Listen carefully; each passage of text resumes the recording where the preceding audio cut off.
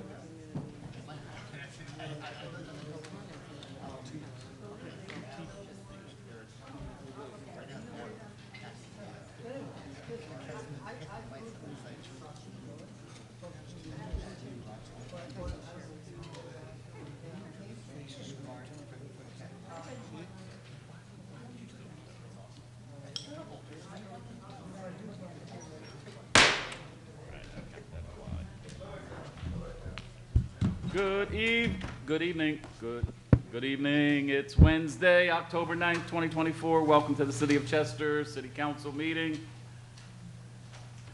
As always, we start these meetings with a prayer and a pledge. Today, the prayer, the invocation, will be delivered by Bishop Phoebus A.M. Hunter of the Greater Faithful Zion Baptist Church of Chester, Pennsylvania.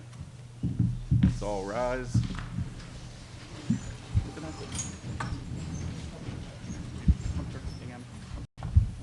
I did say your name right, didn't I? Yes, sir. Okay. Thank you, Honorable and Council and everyone in the room tonight as we look to God with intention and with understanding.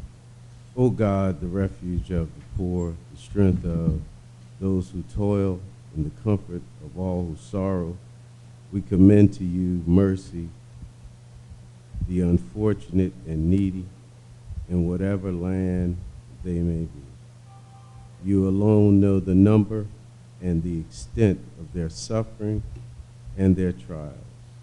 Look down, Father, of mercies, at those unhappy families suffering from war and slaughter, from hunger and disease, and other severe trials. Spare them, O Lord, for it is truly a time of mercy. O God, we've wasted, we've complained, we've grumbled, we've misused our resources, we've confused our needs with our wants. For these sins, Father, forgive us. Help us respect and reset our priorities according to your will. For you have said in your word, I will be with you always to the very end of the age, as long as we find ourselves commending ourselves to your word, teaching them to observe whatsoever things you have taught us. We ask that you bless this council. We ask that you bless this mayor to do just that, as we, the soil, are ready for the seed, and the seed are ready for the soil. And all of God's people shall say, so let it be. Amen. I pledge allegiance to the flag of the United States of America and to the republic for which it stands, one nation, under God, indivisible, with liberty and justice for all.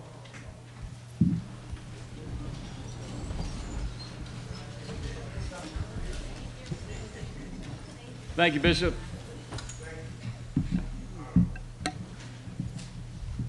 Madam Clerk, it's roll call time. Councilors Gibson. Present. Green. Present. West. Present. Davis. Present. Mayor Roots. Present. Mayor, before we make a motion on the previous meeting of September the 25th, I just want to make note that our last council meeting, when the minutes were approved, you said September the 19th. We did not have a council meeting on September the 19th. The meeting was on September the 11th, and in those meeting minutes, I did put the correct date. She's telling everybody that I blew it. So today, I'm not going to blow it. Do I have a motion to approve the September 25th, 2024 minutes? Yes, so move. Second. Thank you. All those in favor indicate by saying aye. Aye. The ayes have it. Motion's passed. Thank you. Public comment on agenda items only. Anyone have any comments on the few items on our agenda today? And that looks like a no.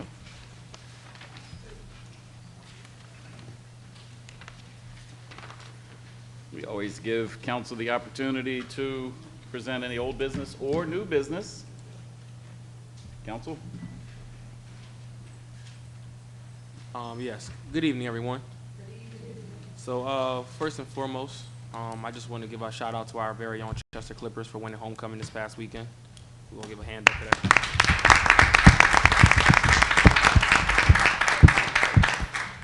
And I just want to acknowledge the city of Chester and its people really coming together, celebrating, having a good time, rallying behind our kids, rallying behind each and every class. And it was just joyous to just see everybody out there having a good time, smiling, laughing. Had a wonderful event for the voters, getting some outreach out there, trying to get more registered voters in our community, which really turned out to be, a great time. Just never, a more crowded area than a Chester High homecoming. So the amount of people we got registered to vote, I heard, was an amazing turnout. And I just want to give our community a round of applause and a pat on our back because we did a wonderful job this past weekend.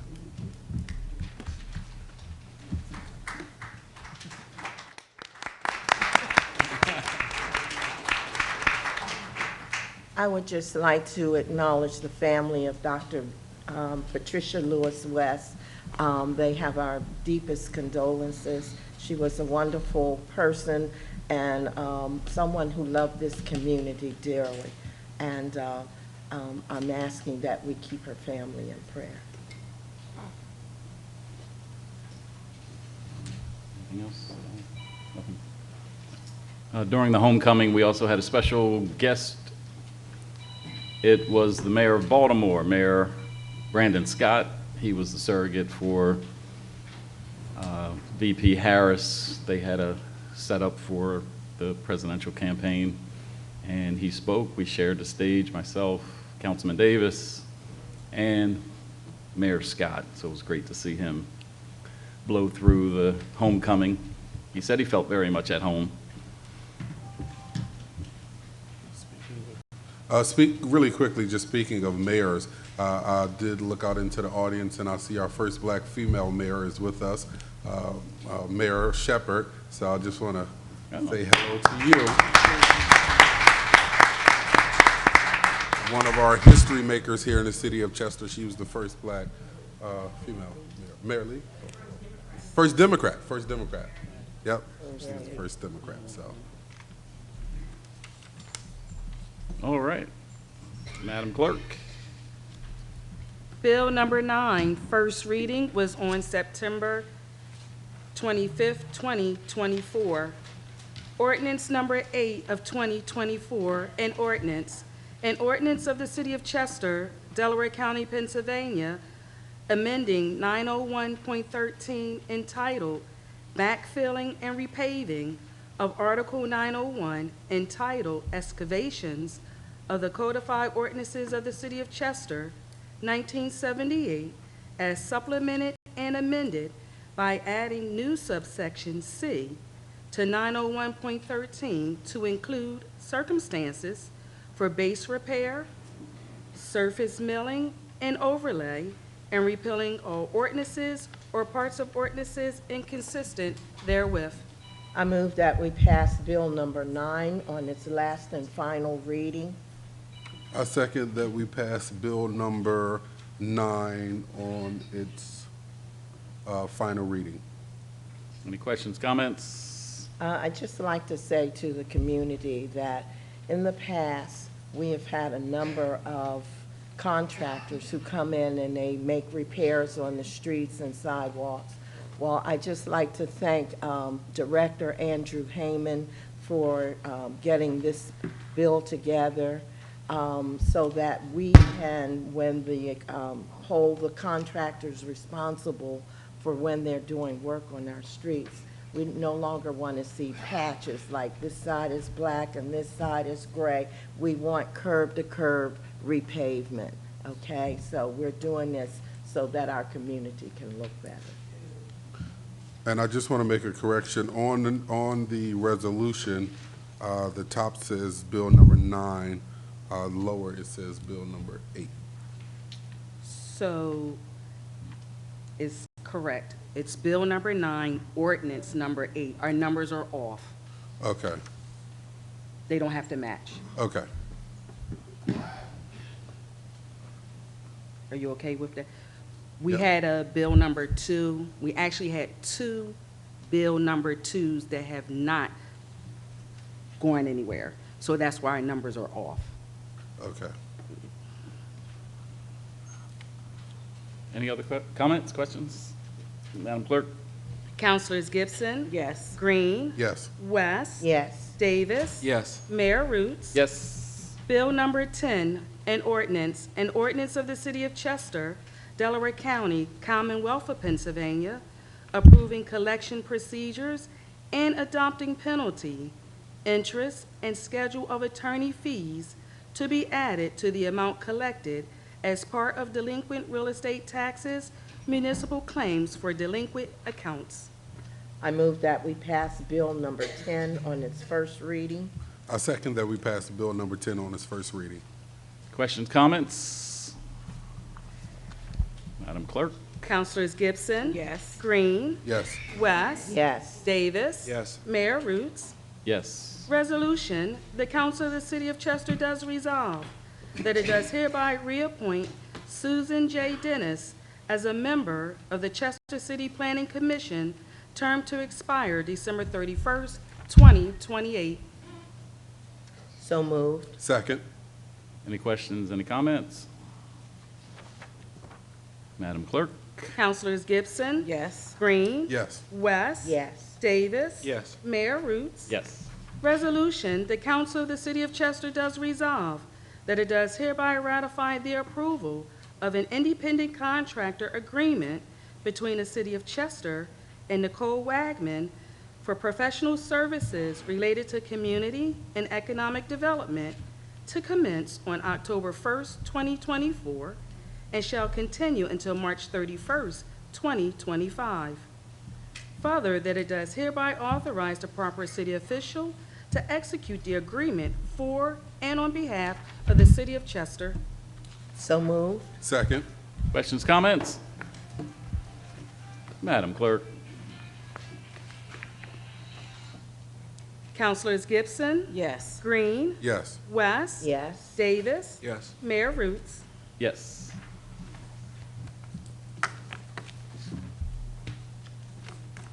Thank you, Madam Clerk. You're welcome.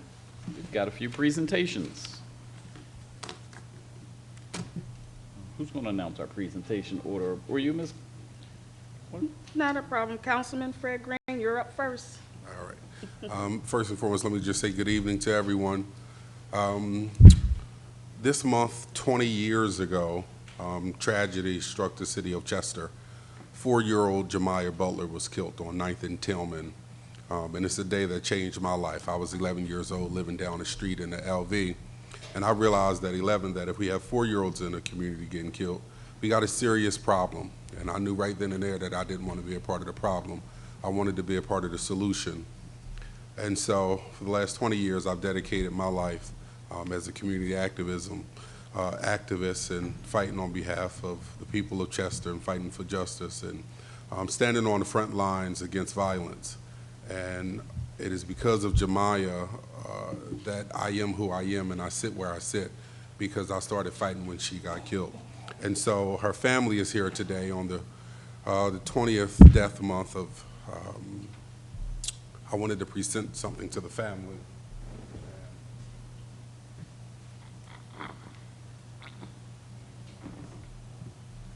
This is 4-year-old Jemiah Butler. It reads, in loving memory of Jemiah Butler, 20 years of life, love, and legacy forever in our hearts. 20 years ago, your precious life was taken from us by tragedy, but your beautiful smile, your sweet spirit will remain with us forever. Never will we forget. And so I wanted to remind the family that I haven't forgot Jemiah, and we haven't forgot Jemiah, and we'll continue to fight against violence, Councilman, can we see it? This is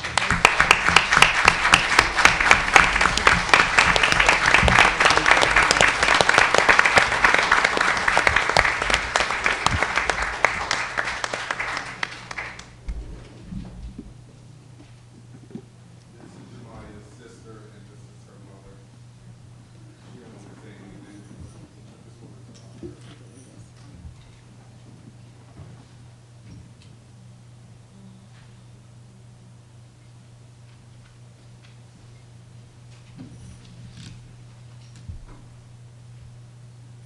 and Jemiah's grandmother, and all of the Butler families, the family who stand, and our grandfather.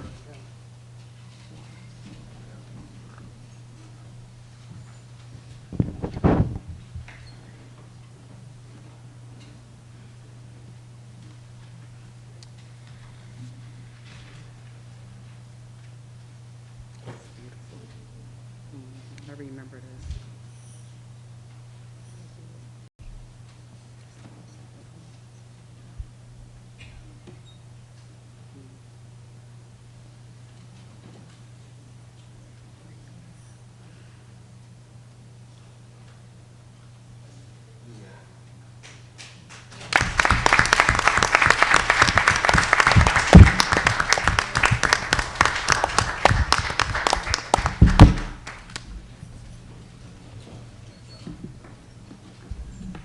Wonderful gesture. Thank you. Yes, beautiful. David Schwartz, you're up. He's going to be doing an EPA Community Change Grant application update. Thank you very much. Oop. Am I talking to the mic? Okay. So, first of all, thank you very much for giving me this opportunity to give you an update on the EPA Communities of Change Grant. As you know by introduction, I'm Dave Schwartz, the city engineer. I work for Colliers Engineering and Design. We're the engineer of record, if you will, for Chester. A couple of months ago, I believe, you approved an application for an EPA Communities of Change Grant.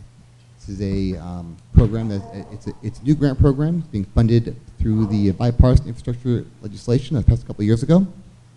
We plan to submit the grant this week. We're just waiting actually for the grant manager, who's on a well-deserved break right now, to get back. I believe she's back in this week. So once she's back in, we'll get submitted. And then the hardest part begins, which is the waiting period. I'll just give you a quick overview of the grant as it stands now. We are applying for $19.2 million. Hold on. Yeah. Say it again for the back of the room. $19.2 million. 19.2 million. Okay. Not guaranteed yet, not in the bank, so don't get too excited yet. The hardest part is, like I said, the wait. So we'll hopefully it won't take too long. Everything, we have gone through a lot of different reviews, a battery of reviews with technical assistants, subject matter experts, and a bunch of other things. So I think that we're in pretty good shape. Overall, there are 5 main components to the grant effort. One of them is tree planting and tree maintenance. I know it's been a hot topic lately, tree maintenance. So we're going to look at ways to plant additional trees and to maintain the ones that are there. In some cases, remove ones that are inappropriate. If you look at a map of tree canopy in Delaware Valley area, around Chester looks like a big donut, because there are high trees in other areas, even city of Philadelphia, and there is not much in Chester. Trees do amazing, it's hard to overstate their importance. They provide improved air quality, improved water quality, improved mental health, and reduced heat islands. So it makes things cooler. This summer in particular, I think we all could use a bit more shade. So that'll be very helpful, I think. A second component are park improvements to 4 major parks in the city: Sun Village, Chester Park, Air Park, and Memorial Park. That will include a variety of renewable energy sources, solar, wind. It will include water quality improvements, and in the form of rain gardens, meadow plantings, those kinds of things. A lot of very, very great things that will be highly visible, and that will really, I think, be a benefit to many of the communities throughout the city. I think every project that we have borders at least one tract. So this will be felt throughout the city. That was one thing that we want to make certain of when we applied for this. Third component is energy efficiency buildings. We wanted to look at publicly owned buildings, in particular City Hall, Boys and Girls Club, and the library. This grant would fund energy audits and some highest priority improvements to the buildings to save the city some money and hopefully taxpayers some money as well through reduced costs. We also are looking to build, we are currently in design for a new public works garage. This grant would fund solar panels for that garage as well. So this could be some big energy savings for the city of Chester. In addition, there will be some direct assistance to homeowners. The Community Action Agency of Delaware County has a weatherization program. The funds from the grant would expand that program by 50 homes. It's the program that helps low-income residents with energy efficiency improvements, which can save you, 5 to 30% of your energy bill each year, which can really add up over time. We also look at homes with lead and mold issues, and the grant money will be used to remediate those homes as well. So it's a whole holistic approach to environment and health. In addition, we look at some renewable energy options for new homes to be constructed through CCIP, the City of Chester Improvement Program project. So a lot of things with direct help to homeowners. Like I said, want everybody to be able to feel part of this grant. 4, we're looking at non-motorized travel options to reduce vehicle emissions, extending the current trail from Aero Park northwest to Crozier Park. We would start a trail ambassador program, include bike giveaways and bike rodeos to really encourage people, young people in particular, to get out there and be active when they travel around. And finally, 5, workforce development. That's one of the things that we added in, where we would get training programs for a couple hundred residents of Chester in what they call green energy jobs, green collar jobs, HVAC repair, solar installation. These are jobs that can generally start at around $65,000 per year and can get over get into 6 figures really quick. So I think it's a great opportunity for a lot of people to be able to get a leg up and really provide an economic boost for the city. So overall, this grant I think could be transformational.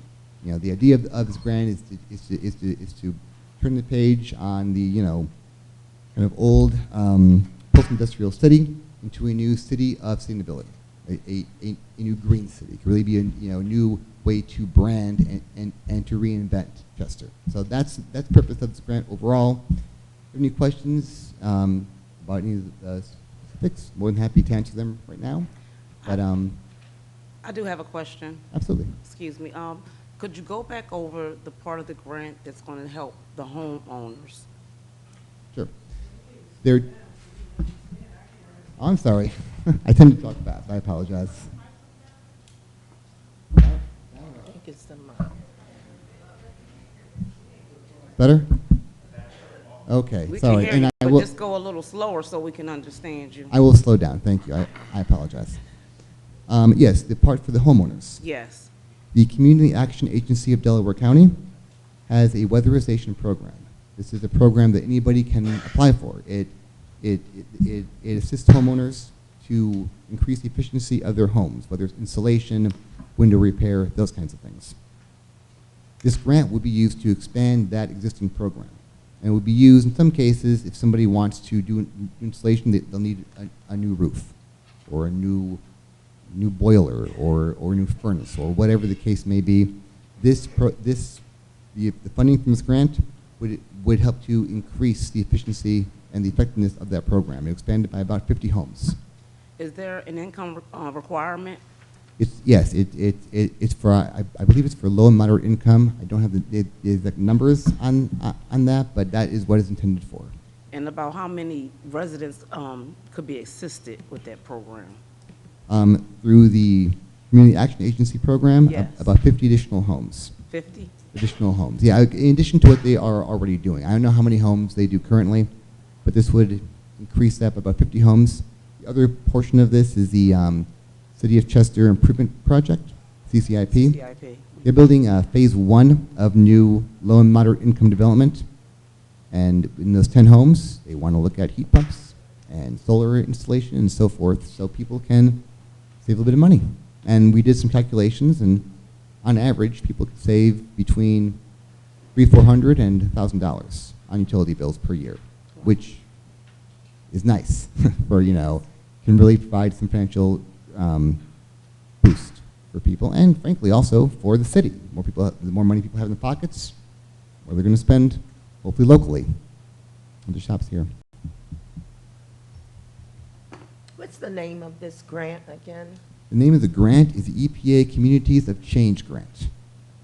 And the name of our Okay, grant it is right on the, yeah, and the name I'm sorry. of our grant is the City of Sustainability, okay. which is kind of a catch-all for nature-based solutions, renewable energy, reduced emissions, all of that. So, very excited about this. If we do get this grant, and by the way, the administration for this grant, the people who would actually be managing the programs, those costs are covered in the grant. Okay. So it will not be any additional cost to the city. There's no match. There's no requirement. Obviously, there'll be some additional work for a few folks, but we're all used to that now. When will So- they be awarding the grant?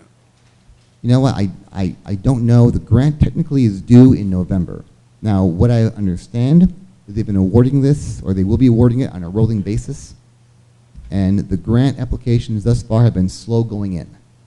So we're trying to get ahead of it a little bit, get it submitted early. It depends. Different grants run different ways. Sometimes they'll take the application as they come in and give the awards out. Sometimes they'll wait until they receive all the grants, then review, or all the applications, then review them, then give them out. So technically, this grant is due in November. I forget the exact day in November, but it's due in November. We're getting it in well before that, intentionally, obviously. But hopefully we'll know pretty soon. Hopefully before the end of the year. If not, hopefully early next year. These things, they always give you a deadline, and typically they miss their deadlines. There was a portion that you talked about, the jobs, the jobs that can be created. Yes. And how's that gonna work, and who is it gonna benefit? The workforce development. Yes. Yeah, that what that would consist of is we'll be bringing in firms who do training in green jobs. We've spoken with a couple of contractors already who do that. One of them uses those Oculus goggles, virtual reality, and they teach people how to do things that way. Other ones have some in-class and some hands-on work experience. But those programs are intended for really anybody interested in them. They provide stipends to people taking the classes so they can do the classes full-time. Class sessions, I believe, are typically 6 to 8 weeks. And each class can handle about 15 to 20 people, depending on the program and the vendor that is selected. But over a 3-year period, this grant is a 3-year running period, it could definitely train several hundred residents. So you said that it's open to anyone though, but would the city residents be allowed to participate first? I think they'd be prioritized. I mean, in fact, this is intended for city residents. We could easily put in a requirement that this is for Chester city residents. Thank you. And if you want to go even farther, we could prioritize with I don't know if we can prioritize by education level, but I mean, we certainly could prioritize it for residents of the city. The idea is to keep people who are to allow renters to purchase homes and to allow homeowners to stay in their homes and improve their homes. Sure. Thank you. We have to get the grant first. Once we get the, if, cross fingers, knock wood, if we get the grant, we will then certainly have all this stuff also go out there. And by the way, as another just add on to that point, part of the grant, we'll be working with a Circle, the Chester residents concerned for quality living, who will be assisted by students from Lincoln University and their Lincubator. I think it's a great name for their program. And they would be working on community outreach. There would be a wide-ranging community outreach program with this associated with this, and everybody would be able to. I mean, we plan to get the word out to every resident in the city. Thank you. All right. Thank you. Thank you very much. Thank you.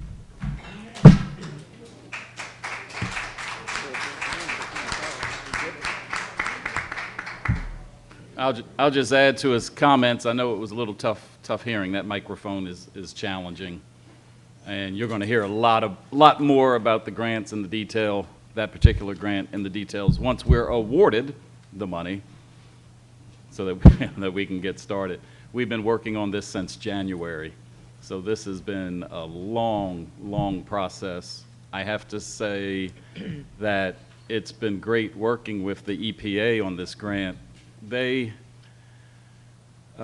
It's really President Biden who's put a lot of money out there for cities just like Chester. They call it the Justice 40, where 40% of the pot, which is, you know, hundreds of millions of dollars, he would prefer to see 40% of it go to communities just like Chester. The challenge with communities just like Chester, and particularly city government, we just don't have the resources to typically apply for these type of grants.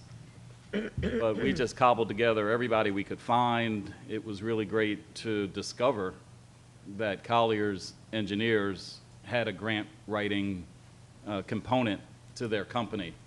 So once we talked to them about incorporating some of our public properties into this grant for solar and the different things, that's when we discovered that they could actually take us to the finish line by helping us write this grant. So thank you, Colliers, over and over and over again, because as much as we were trying to put the pieces together, we just didn't have it. The question was asked, when is it awarded? You know, the rules have kind of changed going through, but what they told us in the beginning is that the hard stop is November, that as people applied and that if they were approved, the money would be dispersed. We do know that the applications have been coming in slower than what the EPA had expected, so it looks like they may be collecting them all and then making decisions, you know, around the November time frame. But they definitely are looking at November as the time to make decisions and get the money out. So we do expect to see, if we win, the money to come out by the end of the year, and then the work starts, you know, immediately January 1st. It's a three-year grant, so all the projects that he just mentions, which we will bring back again in a fuller presentation once we win, so you could see all that is included. Things that get us extra points in this grant is dealing with HBCUs, so we're blessed to have a couple right in our backyard. We went with Lincoln University to do some of our, well, not to do some of our, but to work with Circle with the community engagement piece. So that's exciting. And EPA also gave us extra help. So what that's called is technical assistance. So, you know, we applied for it, and we actually had our own little tutor to kind of hold our hand as we went through this process. They gave us the opportunity to have what's called a rapid review. So we wrote it up, we sent it to them in 3 days. They promised to get it back sort of with the red pen, you know, making corrections, telling us what was good, what was bad. The one thing that was great during our first review was that they said the projects that were included in our grant were perfect. It was exactly what they wanted to see. The things that we had to change was how it was written, kind of the order and the tone and those type of things, which was nothing more than wordsmithing. The grant maxes out at $20 million, and we're applying for, I think, close to $19 million. So we're super excited about the prospects here. Everything is lining up perfectly. The fact that our technical assistants are involved basically means that those technical assistants who work for EPA are on watch, because I'm sure they're being measured for all the organizations like us that the technical assistants are working with. They're expecting to see success. So this is really looking forward to the next maybe 8 or 9 weeks when the announcement comes up. And believe me, we're going to be popping some balloons and cutting some cake and riding around on fire engines or something, because this is going to be a really big deal for the city of Chester. Who's next? Miss Rosetta. Miss Rosetta.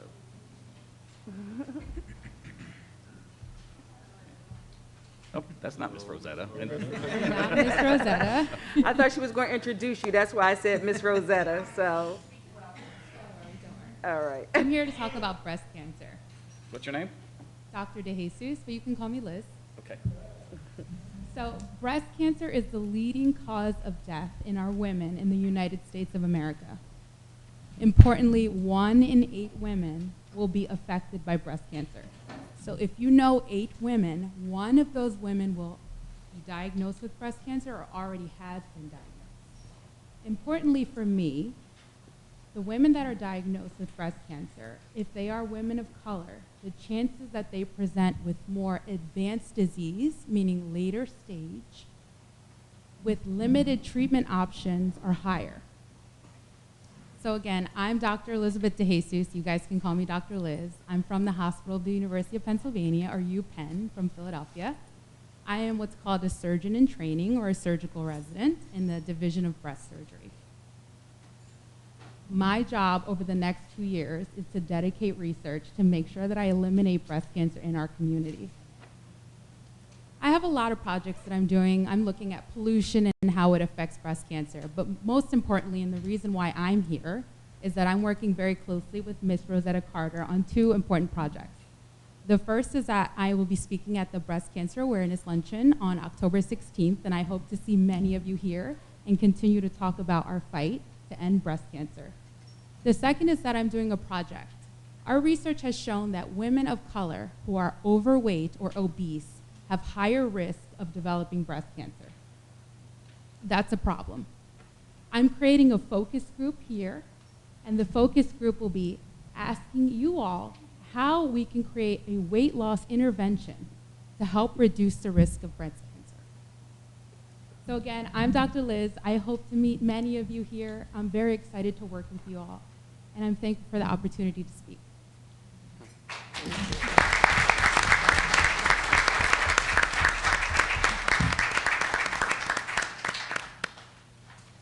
All right, tell us more about the October 16th Yeah, so event. Ms. Rosetta Carter is pioneering this wonderful luncheon on the 16th, where we'll have many women that have been diagnosed with breast cancer and many other people from the community.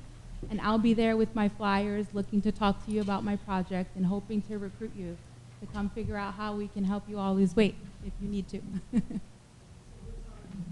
It's at 11 a.m., October 16th.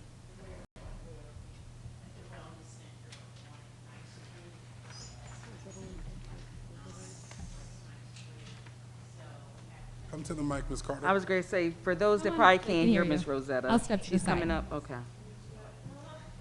And it's actually on the flyers that we have out in the lobby. Exactly. I just think that this is a very important issue to talk about because according to county numbers, that Chester always have the highest numbers out of all the boroughs, but as we all know, Chester is the only city. So one of the things that we found out with the study is that many times they don't know where to go to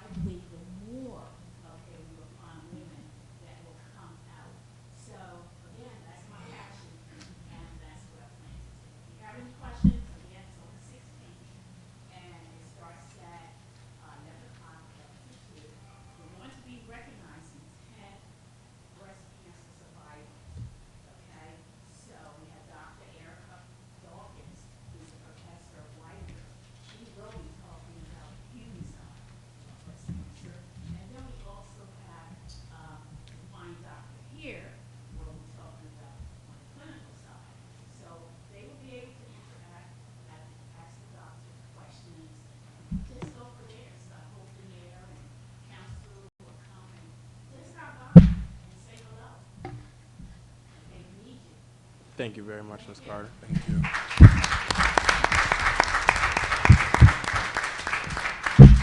I have to make a plug that if you need your screening mammogram, please go ahead and do so we can save lives.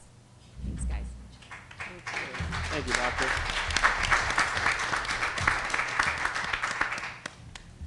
It's not on the agenda, but we have Mr. James Allen. Good evening, Mayor, members of council. I'm Jim Allen, your Director of Elections for Delaware County. I'm here for a couple of reasons. I happened to come across Councilwoman West earlier today, and I mentioned I would be here.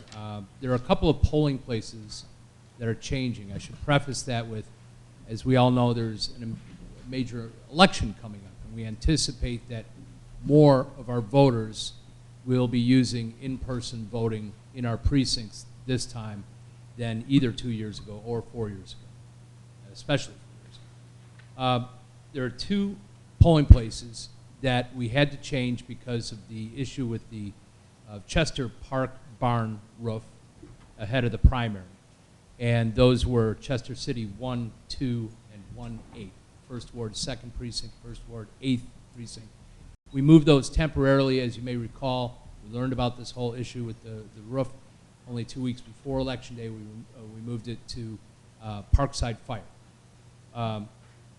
We promised you that we would get back within the city limits. We knocked on several doors.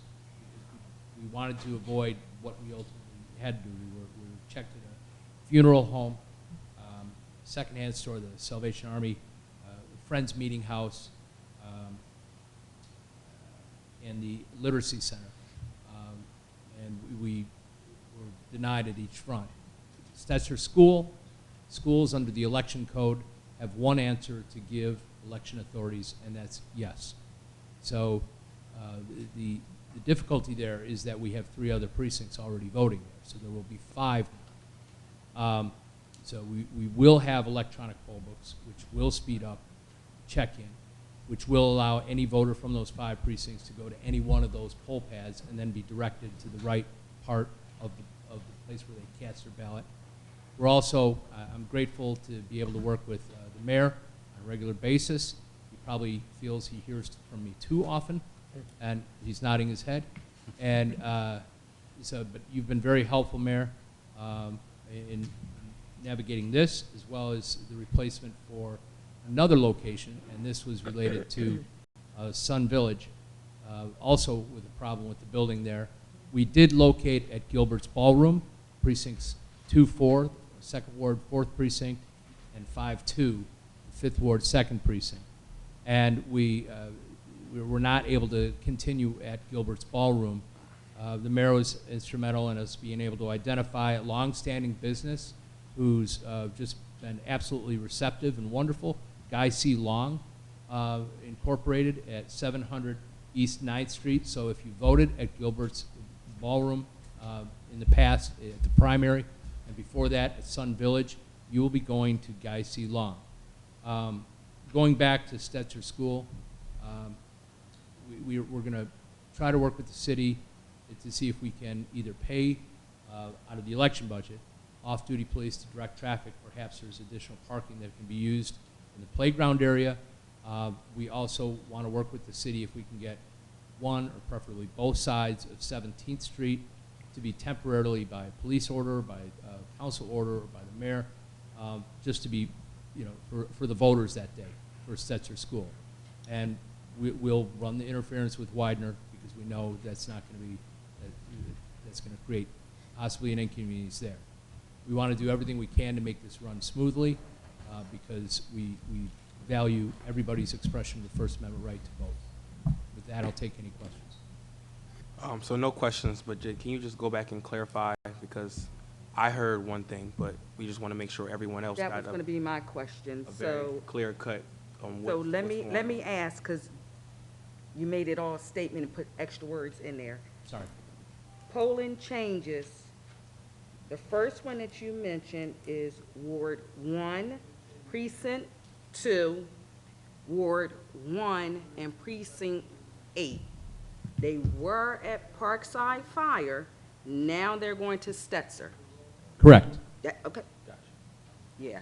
Sun Village, Ward 2, Precinct 4, Ward 5, and Precinct 2 were at Gilbert's Ballroom. Now they're going to be at 700 East 9th Street? Yes, Guy C. Long Incorporated. It's a contractor, I believe a third generation business in Chester. Guy, like G-U-Y? G-U-Y-C as in Chester, Long. Long. Okay. Thank Does you. that help you?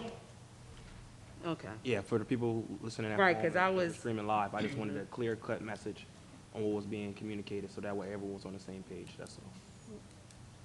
Thank you, Mr. Allen. Thank you. Thank you. Do you guys have enough staff this year?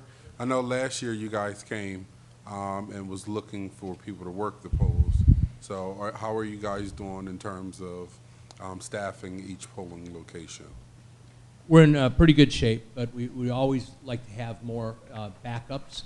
So even if we're full in a precinct, we're also signing up as a contingency additional standbys who will be paid if they're not called. But if they are called, if they don't answer the call or they don't respond, they won't be paid. But they'll be paid then judge pay, or I'm sorry, typical poll worker pay of $140 if they're just working a full day, $240 if they also complete the online training. And if they wanted to sign up, do you have a number they can call? Yes, and I promise not to repeat it 3 times like I did in the primary. 484-460-3750. That's the poll worker hotline. You can also find it at Delco Votes, poll workers. Thank you. Thank you. And I also made a commitment that, to Mr. Allen, that there are a couple places where we need to make contact with whoever is responsible for opening up that particular polling location. So I will honor that commitment and make sure you get the right people with telephone numbers. Thank you, Councilwoman. Okay.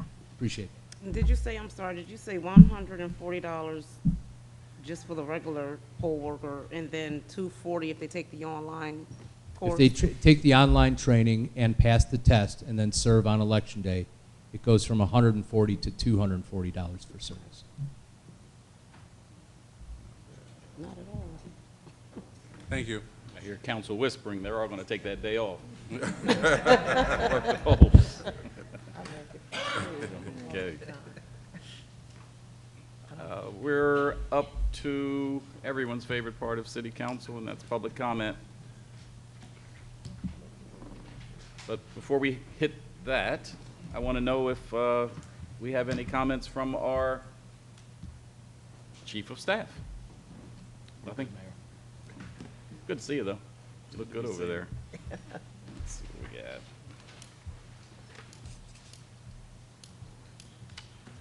Okay.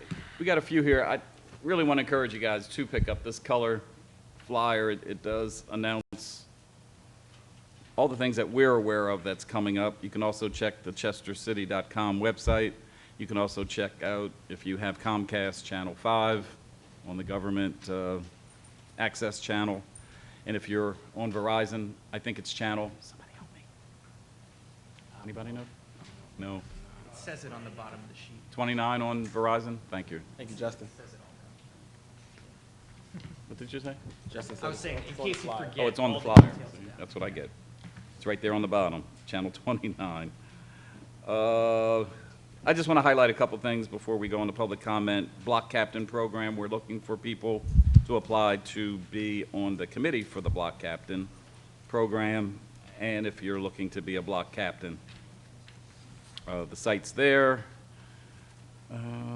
Community theater, the Cat Center's real busy here with maybe 3 or 4 different activities, primarily for the young, but I see this community theater is a theater group for adults. Prayer walk coming up October 10th, 24th, and 25th.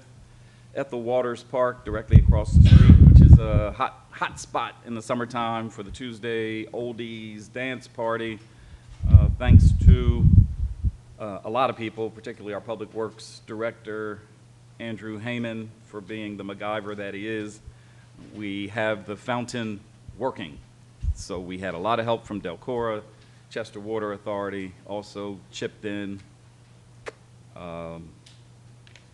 And on this Saturday, we want you to come celebrate with us the rededication of the park. So not only is the fountain working, but graffiti's been removed, benches have been painted, there's been paint all around there, trimming, cutting, all that stuff. It looks really great if you haven't been over there.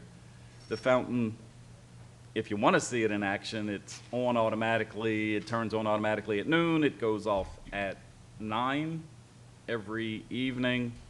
And we keep it on in the evenings because it really looks great with the uplights. So you can go out there and check out the lights. Soon after this event, we'll be shutting it down, probably no later than the 1st of November, just to get it, to make sure it's safe throughout the winter. And we'll bring it back on in the spring. This Friday, the Army-Navy game is in Chester, and when we think of Army-Navy, we always think football, but this is soccer. It's free. So if anybody wants to bring a child or just want to hang out Friday night, I think it's going to be a good evening, go ahead down to the Subaru Park and check out the Army-Navy soccer game. Don't let the flu get you. Flu shots at the Keystone Center. We just talked about the breast cancer awareness. Also at the Wellness Center, there are free mammograms during the month, and Halloween is coming. There's a number of trunk or treat, trike or treat, haunted house Halloween parties, trunk or treats. William Penn, the 342nd landing of William Penn. There's a reenactment every fall. Friday, October 21st is that at Front and Penn Street. And most of us know in the Bennett Homes, there's this beautiful urban garden. There's a program going on Saturday, October 26th from 11 to 2. That looks really interesting too. So I didn't name all of them. There's a few left on here, but please make sure you check it out. Public comment time. Let's start off with Joanne Hinterlong. You have 3 minutes.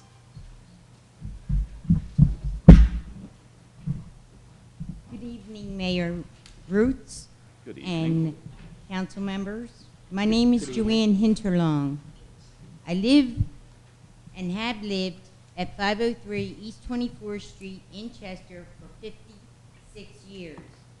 I am here to say that my life and my neighbors' lives matter. I am here to ask you for your help to receive a situation that I've been living through over the last 4 years. Our neighborhood is classified as residential under Chester's zoning ordinance. Lewis M. Hunt Irving Funeral Home is located at 2316 Providence Avenue in the city of our residential neighborhood. On January 15, 2020, by a vote of 3-1, Chester City Zoning Board gave the approval for multiple variants to approve allowing Mr. Hunt to place a crematorium in the backyard of his funeral home against the wishes of the neighbors who attended the hearing and voiced their disapproval. One of the main reasons is they did not wish to have to be built there because it was too close to our backyards. One of the variants approved by the zoning board was the crematorium was not to be placed in a residential area 200 feet from residential property. This crematorium is located less than, I want to say, 100 feet from my backyard. We have been exposed to breathing mercury almost daily since the crematorium started burning. We have had seen and smelled smoke as well as the odor of burning flesh on our occasion, and one of the occasion, flames shooting out through the stacks. We have complained to DEP, and the Hunt Irving Crematorium has received notices of violations and has been fined several occasions. We are holding a meeting October 17th, located at the Friends Meeting House at 520 East 24th Street at 7 p.m. on October 17th. We would like for all to come out and hear what we have to deal with in this process of, we would like for you to help us out. What time? 7 p.m.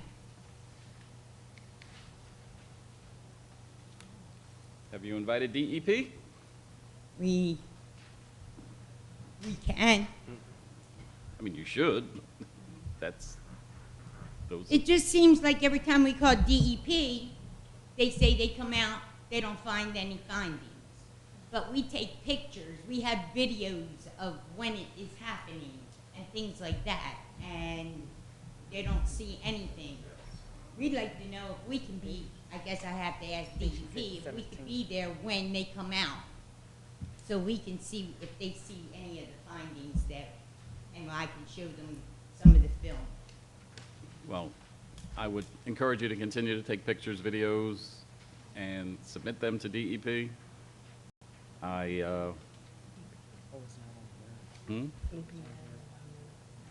What's the Well, address? DEP would be the place to go in 520 Pennsylvania. East 24th Street. DEP who is the oversight. DEP is the oversight. They're the one. What's the date again? The 17th At 7 p.m. at 7 p.m. I got a quick question for you. How do you know you're breathing mercury? You mentioned mercury. What makes you, what did you do to test? Because mercury is in the air every time he burns. Okay. We don't have that much that's probably going in the air, but every time it rains, all that mercury comes down.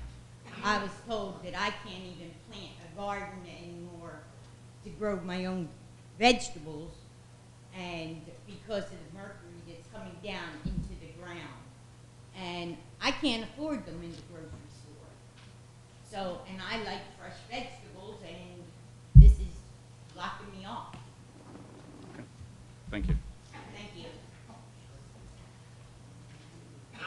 Hodges Cobb, Senior.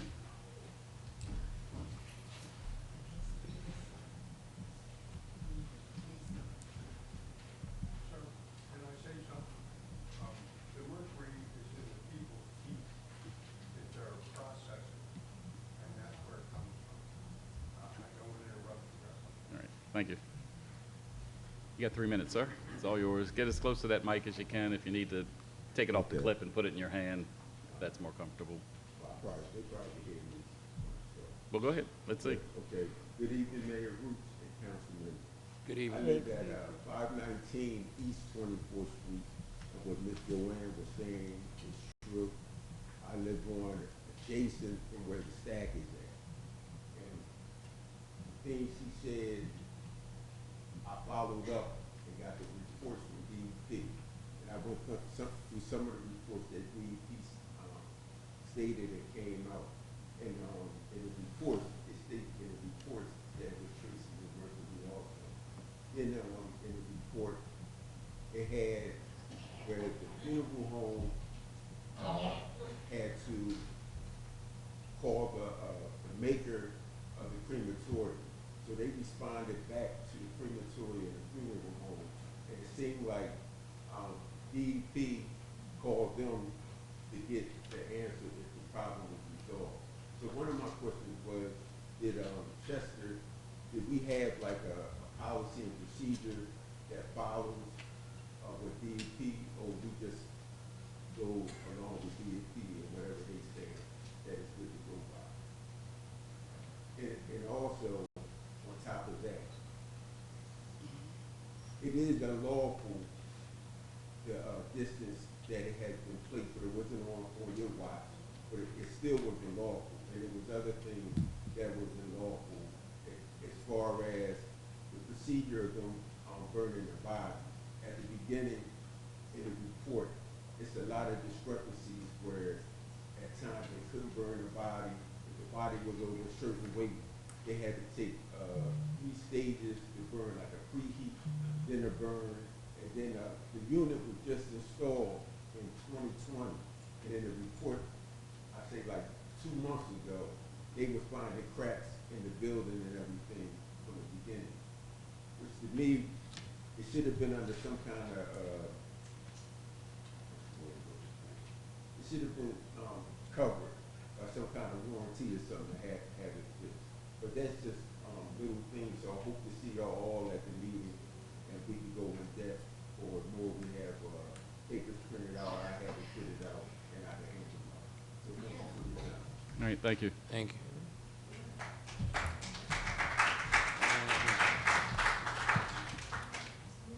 Alicia Downer. Did I say your name right? Yes, sir. That's good. Good evening, Mayor, council members. My name is Alicia Downer. I live at 6 West 17th Street. I approached this board approximately 3 months ago about the issue of the trees in the back of my house. And from this meeting, I would like to thank Mr. Schwartz for his grant, which could possibly help to remove those trees in the back of my house. They are dangerous, they're very tall, and especially with the winter coming, and if there's snow, the leaves get really heavy and could topple these trees, which one already destroyed my vehicle and hit my house. So I pray that we do get this grant, and I hope that you all will consider to remove the trees behind 6 West 17th Street. Thank you very much for your time. Thank you.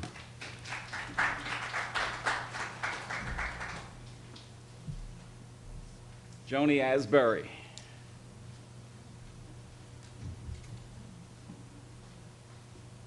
Good evening, Mayor and council members. I'm here again. This is, I've been here for 6 weeks now. The same thing, zoning on 24th Street and 23rd Street. As you know, we have 8 rehab centers surrounding my one house. They're not, the neighborhood is not zoned for that. They're there, they're functioning.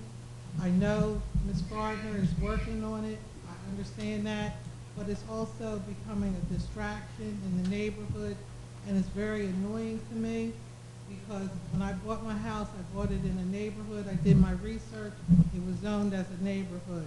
What's baffling to me is that they're allowed to keep operating. And when my daughter wanted to open up a daycare in Chester, where she wanted to open it up, she was told by the city, we have enough daycares there, you can't add another daycare. You can't add another daycare, but they can operate 8 rehab centers. Last week, there was an overdose right next door to me. It just seems like they're moving on. They sent out flyers. They're doing so much in the community. They're not supposed to be doing so much. These people that started it, he lives in Springfield. He could not take that to Springfield. The other gentleman lives in Aston. He told me, we're not allowed to do this in Aston. It just seems like they do whatever they want in Chester. They don't ask, can they just do it. And now this has been going on and on. The ones that are from the other one, the Paramount, they've been there for 3 years. I complained about it then, but they, at that time they told everyone they were relatives living in the house, which we know was not true. I just think that, I mean, I know it's being worked on, but it is very, very concerning for me, and most of our neighbors, we don't feel comfortable. We know some of the people that are in there. They're not all rehab people. There's a lot of things going on, and I don't think we in Chester realize how they're taking the city and they're doing what they want. To me, it seems like it's a dumping ground, and I don't think it's fair to homeowners. Sorry about that. And I think that I do want to say this though. The other day someone put in a map, there's something on the phone which I don't understand. You mark where you're coming from and when you're going. when they put in my address, they were coming there, it comes up Greenhouse Project. That makes me feel really good. I think it's really awful what's going on, and I hope we can come to a resolution soon. Thank you.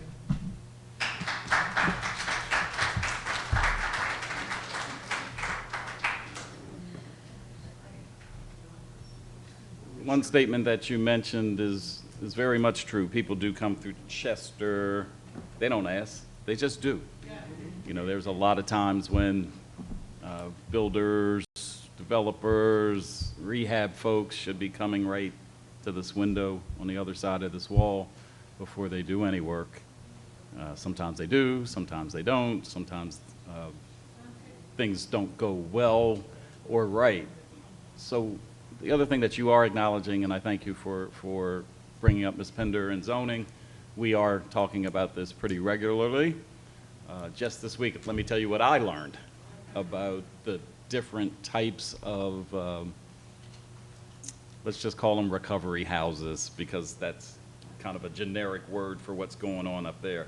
They come in all flavors. They're called sober living, group homes, personal care homes, recovery homes, treatment centers, and there's probably 5 other titles. There's no doubt we have to do better in identifying what is what, seeing what's up in those neighborhoods and across the city. Thanks to neighbors like yourself helping us identify the addresses so we can figure out who the owners are. From there, you figure out what kind of business they're running. They want to claim, or some of them want to claim, that everything's totally above board. And until we get them in here and talk to them, figure out what the zoning is, figure out what they're doing, you know, none of this is going to pass the muster until we get to the bottom of it. I'm looking forward to having public hearings where we'll hear from neighbors like yourself first, and then we'll hear from these operators next, and then we'll hear from our zoning, planning, L&I folks thirdly, and then we'll all get together in front of a committee and adjust ordinances as need be. I will tell you, for some of you people that are operating these, what did I call them? Recovery centers, group homes, or whatever you're doing, if we find out that it doesn't fit into residential neighborhoods, like coming into a single family house and turning it into units that people are staying overnight with 4, 5, 6, 7, 12 people, you know, we're going to shut you down. So just get ready. Thank you for your patience. It's going to take some time, but it's going to start with public hearings. We want to hear from neighbors across the city, you know, what is occurring in your neighborhoods first. There's so many places that they could put them, but they don't. It's just in a neighborhood. People bought houses because we did our homework to find out it was a residential area. We moved there, we lived there, and now it's becoming a dumping ground. I see everything going on, I hear everything going on. Yes. I'm tired of that. I don't want to be a homeowner anymore. Whether we want to turn it, still they don't care about how we elect that. Okay, we hear you. We're on it. It's going to take some time. Hi, Ms. Beaver. Carla Beaver.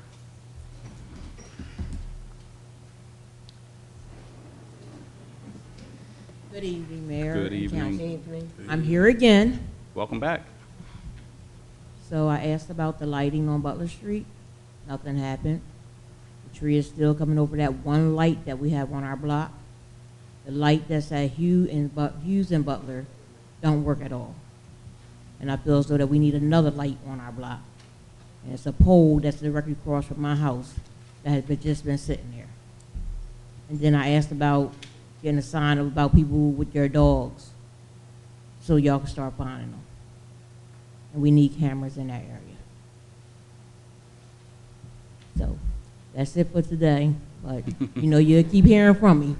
Well, let's not stop there. You also Oh, talked about trust and those believe. white box trucks up there on Concord. Oh that yeah, are what about blocking- those? Yeah. Why did my cousin have to say something to the owner the other day? Ask him, can he move his truck? Because you asked us to talk to them. No. You didn't He- ask us. Yeah, I asked y'all, but he didn't never move them. Yeah. Okay, no, he moved it the other day after my cousin said something. Said, I can't see around this corner. So the next day, the truck was moved. So don't say that y'all talked to him, made him move it. No. He didn't move it when y'all asked him Mr. to move it. Gretzky, Commissioner Gretzky, come on up here. Come on, Mr. Gretzky.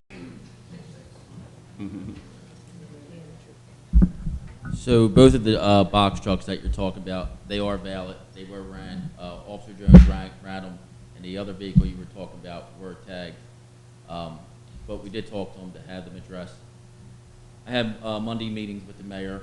That is a hot topic. Everything that I get, I document. So, I mean, it's us talking to them, you're talking to them. It's a team effort. And then also, not just besides that, I know the old property Sadiq's has been a headache for you. I actually have pictures. I sent the pictures to the solicitor's office, which we're working on serving a letter, because we do have a ban in place, and part of the issue is the benches there, and we want to get the benches removed. That's our goal for you. I think once they get removed, there's no flocking air to there, just to give you a heads up.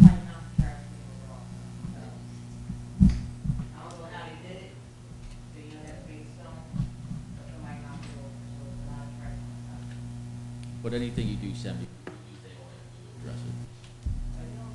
I know. Are they commercial trucks? These light trucks? They're box trucks. They're his own personal trucks. They're his own personal trucks. But if he move them back, it'd be fine. I'm not saying move them because he do live on the block. But if you move them back away from the stop sign, because even the car dealership, well, the mechanic right there at 712, West 10th Street. They have cars sticking out in the street. So when people coming down 10th Street, you got the two cars coming down Concord and 10th, and they like this. So you don't know who's gonna go, who's gonna enter. And then you still have to do running that stop sign at Butler Street. Hold on, Andrew's going to join us. Andrew Heyman, Public Works Director, addressing lights, street lights, all that stuff. How are you?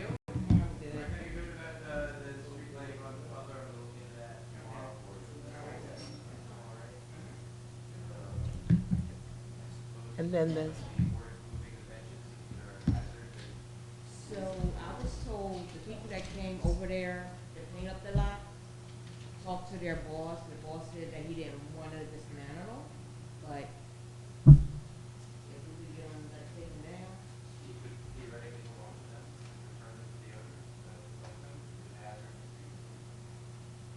Yep. We've talked about the benches. Okay. We don't have a problem taking them down. All right. and then the curb your dog signs, I think we have those in the garage where they can be Yeah, 'cause installed. it's crazy how my next door neighbor, he walks out his house, goes around to his passenger door, even though it's only just him, and he steps in dog mess. Then across the street, it's right on there, dog mess. So you need them on both sides.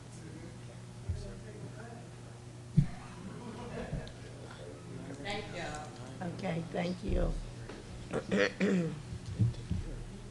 Sharif Ofas, Sheriff Office. Who's Sheriff Office? Sheriff Office.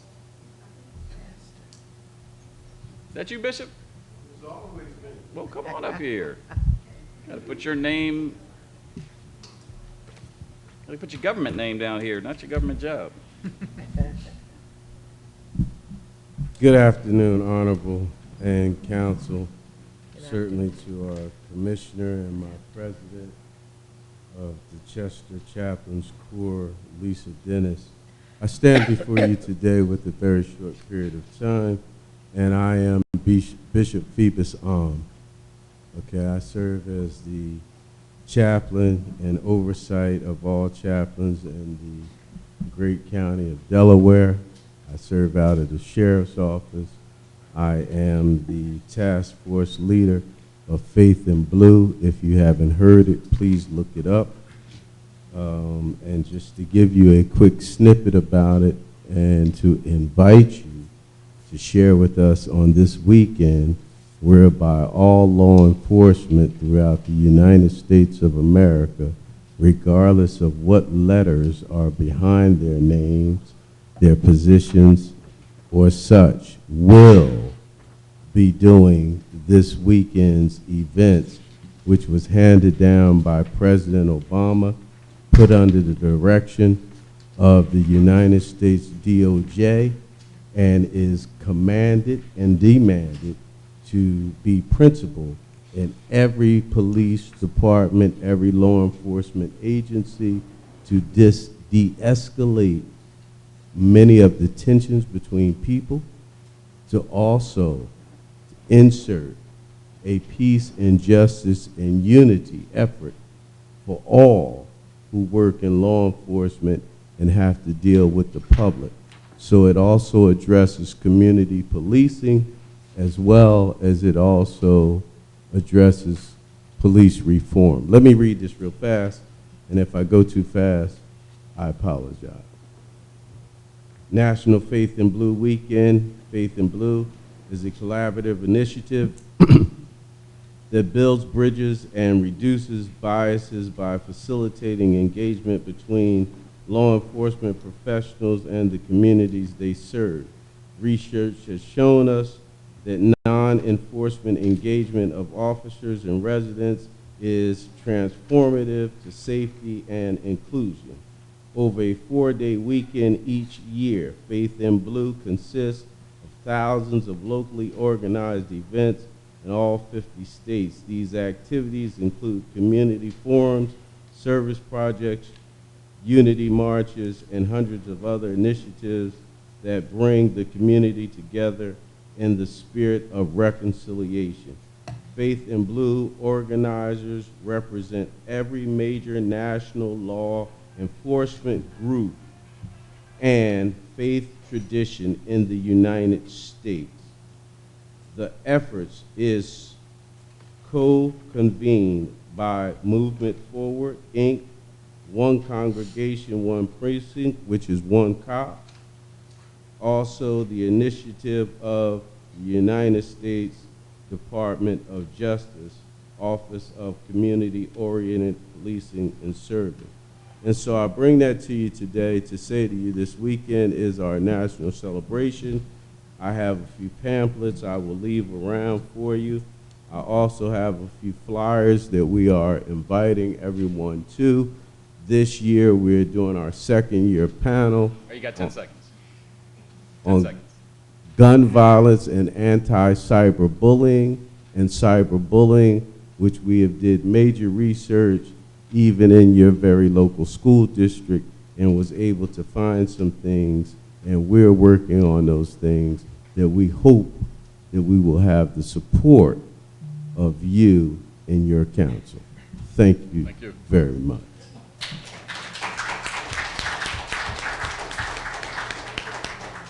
Commissioner Gretzky, we do a national night out as well. When is that? So for National Night Out, a lot of police departments here with Delaware County was actually canceled this year towards the storm. The one thing that I transition is that I do a thing called the CARES Fair, creating a rich summer fair. I kind of mimic what we do, but we just had it last month. I mean, we had a really, really good turnout.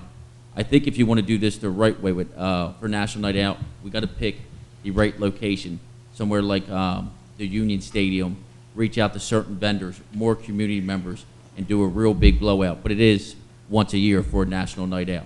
It's around this time of year, though, right? Last month. Last month, okay. Yep. All right, thanks. Yep. And I was remiss, there's a flyer sitting on right in front of me, City of Chester Bureau of Fire. That's our fire department is having a block party on this Friday as well at the Chester Fire Station number 1, which is at 3rd and Tillman from 5 to 9 p.m. I encourage you to go out there. There'll be food and fire trucks and fire safety and vendors from WISFIS and Reworld, the old Covanta, 5 to 9. So they generally block off Tillman Street from 291 to 3rd Street. So come on down. What's that? Or the other flyers. Hand it down. Reverend Kirkland. Let's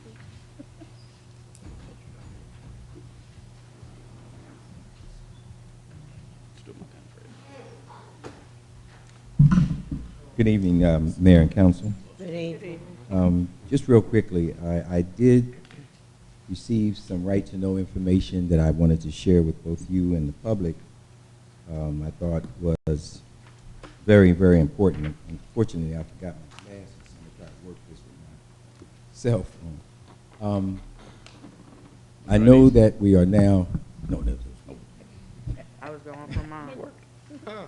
I know that we're now in, believe we're now in bankruptcy or moving towards bankruptcy. We're in bankruptcy, In yes. bankruptcy.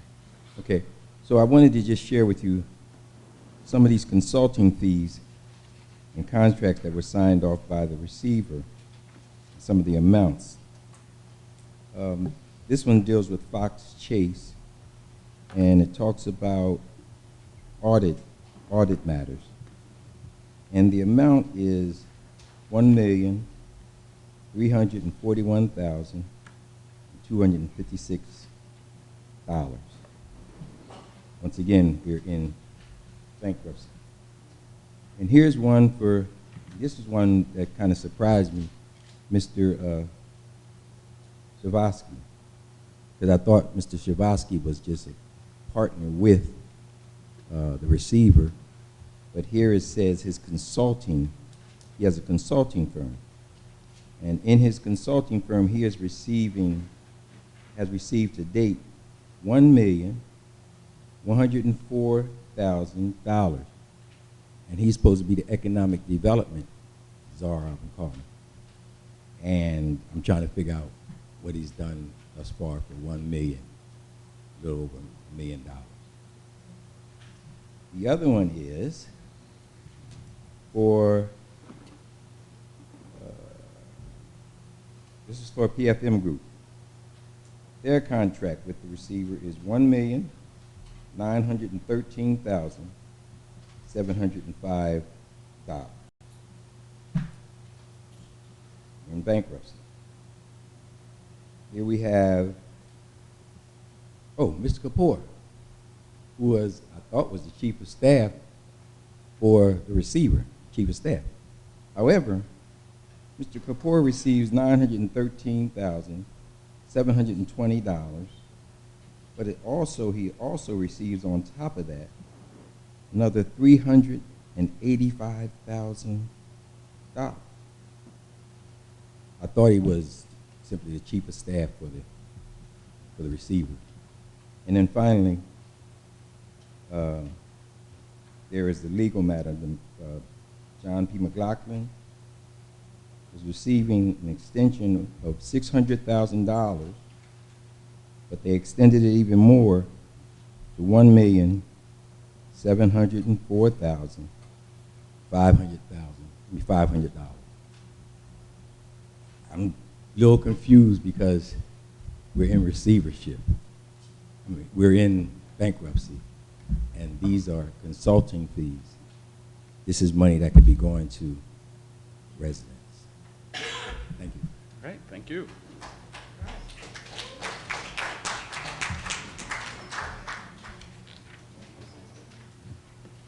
Brown Williams.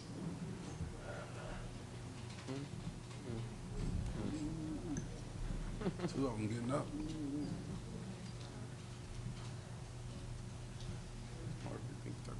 Good afternoon. How y'all doing? Hey, Good good night. afternoon. Almost. Good evening. Good evening. Almost time to say good night. But I'll say good evening. I'd like to know one thing. Like these contractors working in this city, who in charge on the city council over them people out there in the street and stuff? Because the reason I ask this, because when we used to work out there, we only allowed them to bring one man and one boss, superintendent. We make the rest of them 413, stuff like that. But see, look like them people come there and do what they want. Now you take down there by my house, when you're digging up there, and park up there, damn rat running all across the street and everywhere.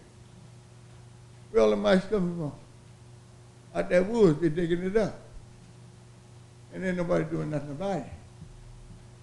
So something has to be done Now you go down to Third and Wilson, right there by where they're fixing them tires. Who dumping all them trash down through the alley? How many man y'all got working on the truck just going around picking up trash with the front end loader? Or you need one man on there in the front end loader in the truck. That would clean up the trash. But it's up to y'all to do that. Now another thing, I hear this lady been talking about breast cancer. You know, man get breast cancer just like a woman. People laugh, but it's just no joke. That's true. I went and looked at a meeting on that. I went to Ruby Moore Hospital and looked at a film on that. I didn't know that was happening. But a lot of men got breast cancer. And another thing, but I got to go down here. I got 5 more minutes. Another thing is y'all gonna make a headway to put some kids or stuff to work? Because some of these children need to get off this corner and go to work. And we'll have a better city.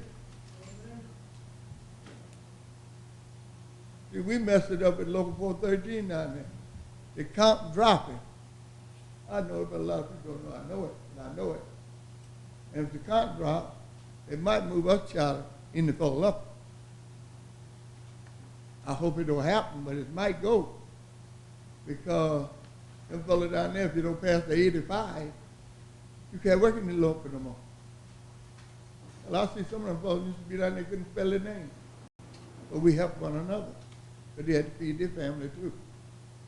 People don't think like that no more. Yeah. And Mr. Fred, Barbara Shepherd was the second black woman mayor in Chester. I did correct that. Willamette Leach was the first one. Right. She's the first Democratic mayor in Chester. You didn't say no Democrat. You Well, I said said that. You didn't say no Democrat. Don't try to play a trick with me now. I'm too old a coon for that. No, I corrected it. I corrected him, and he did. Well, I'm say- just letting you know I'm too old a coon for that. Well, don't try to slide them bricks under me. Now, like this lady was talking about mercury. I like to go over there and see that mercury was falling out the air. See, You got we used to 15 put- seconds, Mr. We Brown. used to put Williams. mercury in meters. See, most of the places, mercury go in meters and stuff like that. Mercury just go burn and go through the air and fall out. I wish I could be falling. That's a lot of money. That's a lot of money. Mercury costs plenty of money and it's heavy. You get a quart of mercury, you got your 400 or 500. Quart. Have a nice night.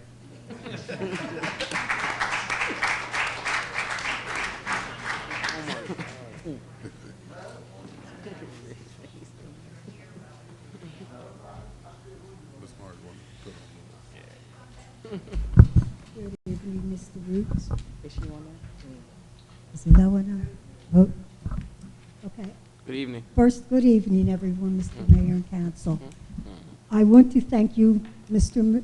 Mayor, for keeping 2nd and Ward Street from the 291 back to the tracks cleaned off.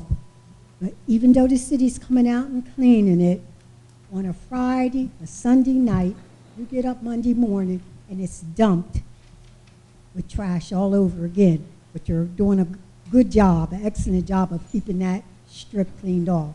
I want to thank you for that. I want to question at the 200 block of Ward Street, especially in front of 215, 217, 218, and 220. The block is getting sinkholes in the sidewalk. You could go and step into them as far up as to the calf of your leg. They just appear, you know, they're there. And across the street at 215 and 17, the sinkhole was developing in the street. 2 residents, including myself, we had them fixed, but is this something maybe the city needs to come out and inspect and see what's really going on under the earth? That sidewalk there. Then I want to ask, at the same corner, Ward Street, the 291 and the 2400 block, where the stormwater had dug up the dirt, and they had different places to dump dirt. I noticed they have flattened the park out and cleaned that dirt away. But half of our dirt is still there. They only came and took half away. There's still several piles still there. Now, who's responsible for having that removed? Is the city going to do it, or you're going to be on them to remove that dirt? Also, down to 2500 block at the 2nd and Mill Street. The owner of 2514 bought that lot. He cleaned it off. He did a good job, kept them from dumping. But in doing so, the trees he dug up, there's one large tree that he dug the roots up, did not cut the tree down though, so the tree has now leaned over onto a property in the 200 block of Wilson Street, and his whole back fence is knocked down. It's beginning, the wires were holding it up for a while, but it's beginning to fall over into the alley of the 200 block of Mill Street. And one more thing. I want to ask the grants, who puts the price on how much you can make to get grant money? Who establishes that money?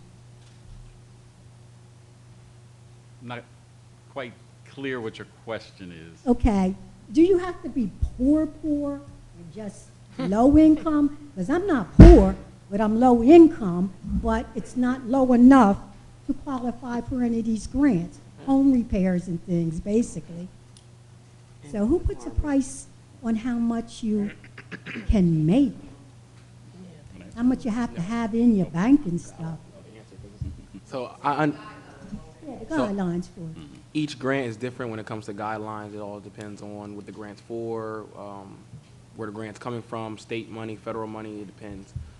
So who sets those guidelines? I guess it will come from the person who the grant is coming through. So if it's a federal grant, I guess the federal government or an entity or an individual from the federal government who represents or oversees that particular grant and the grant process would set the guidelines. And Because the they're keeping guidelines are it based kind off of of. low, and they're trying to keep, I mean, I'm single, own my home and everything, but they're keeping it still low enough that I cannot apply. Even when the city had their grants out for home repairs and things, I came over, I was still making a few dollars too much.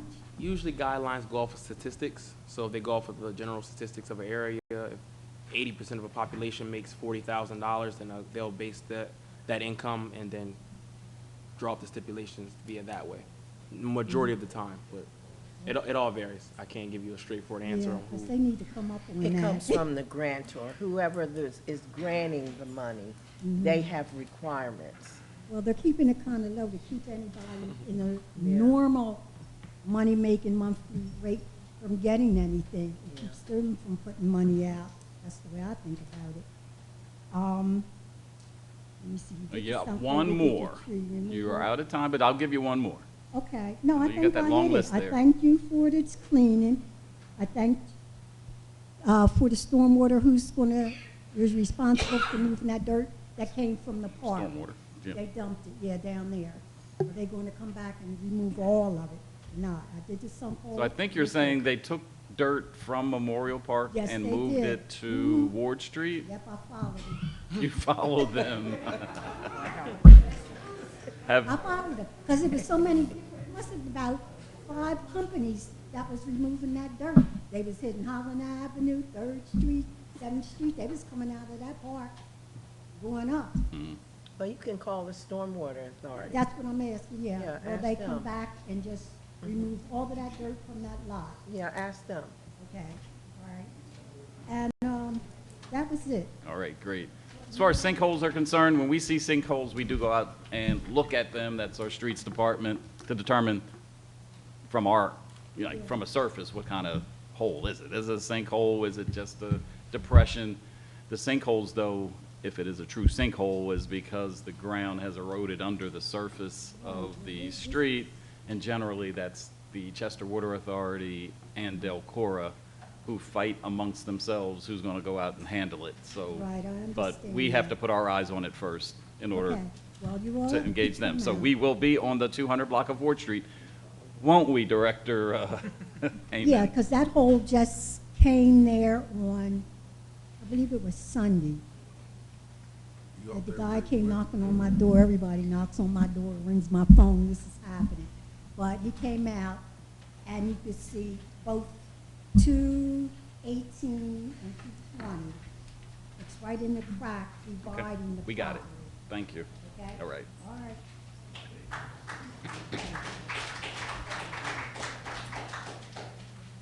Director Heyman, come back to the microphone. I want you to share something that we encountered today that relates to bulk trash, which our last two public comments referred to. It's a game of whack-a-mole in this town. We can't keep up. I'm going to admit it. They dump more frequently than we can pick it up. But to Mr. Brown's point, we have that front end loader. It is never resting. Every day of the week, it's out on the street to the point that it's out there far more than it should be. It actually drives itself from location to location, and that shouldn't be the case. It should go up on a flatbed and be driven to the next place. They're not really designed to be running up and down the street. We're putting on more miles on our front end loader than we should, but that's something we're going to have to take care of later. Today, Mr. Heyman and I went to visit Fisher Tank Company, had a great visit with the owners there to do some community benefit work in the neighborhood. But while we were walking around looking at some of the issues they wanted to address around that area of 4th and Booth, we discovered an area that is a frequent dump site. The people from Fisher Tank said, yeah, we know you're cleaning it up every week. You've been here 3 months? 3.5 now. 3.5 now? And we've cleaned up that site how many times? I believe it's 4. All right, so today, me and one of the executives are walking down the alley. We turn around and you and the other guy are laying back. The next thing I see, you fishing around in the trash. The next thing I see is you're on the phone.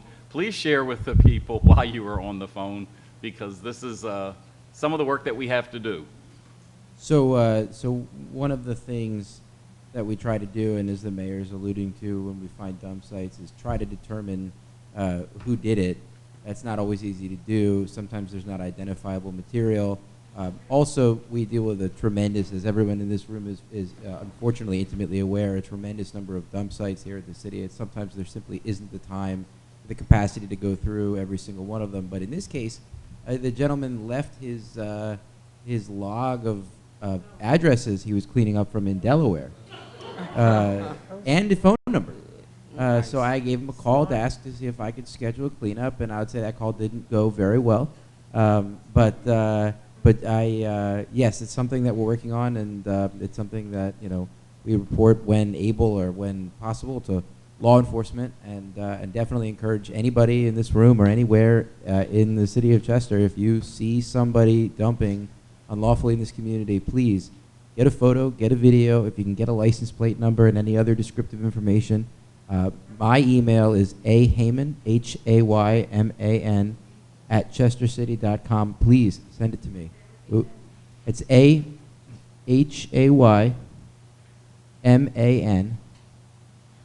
@chestercity.com.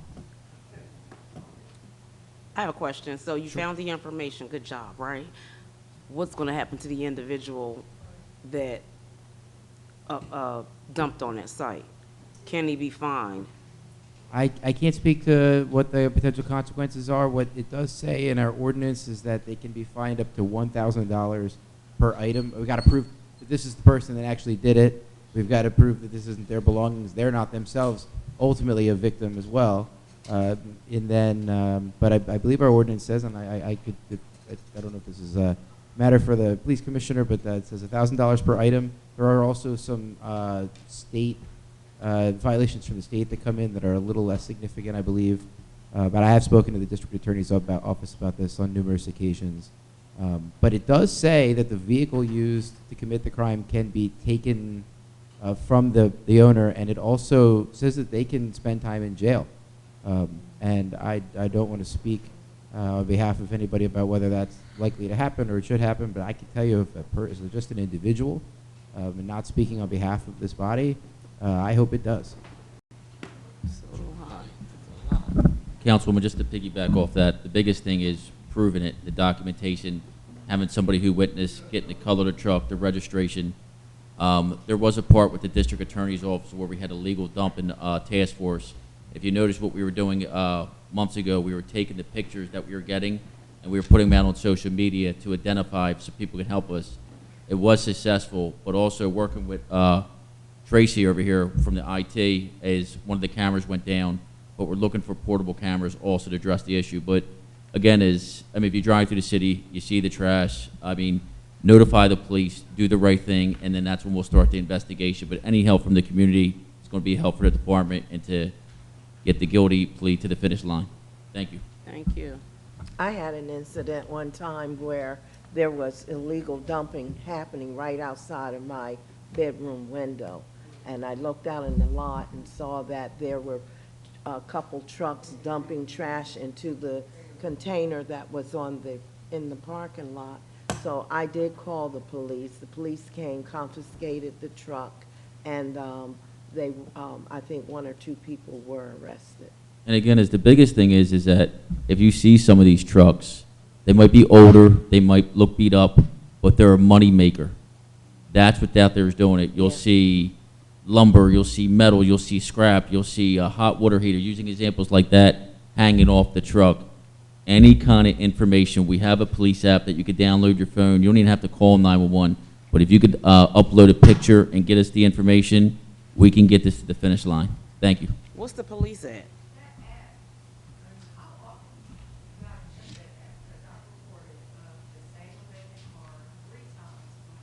So with that, we did get some complaints about the abandoned vehicles.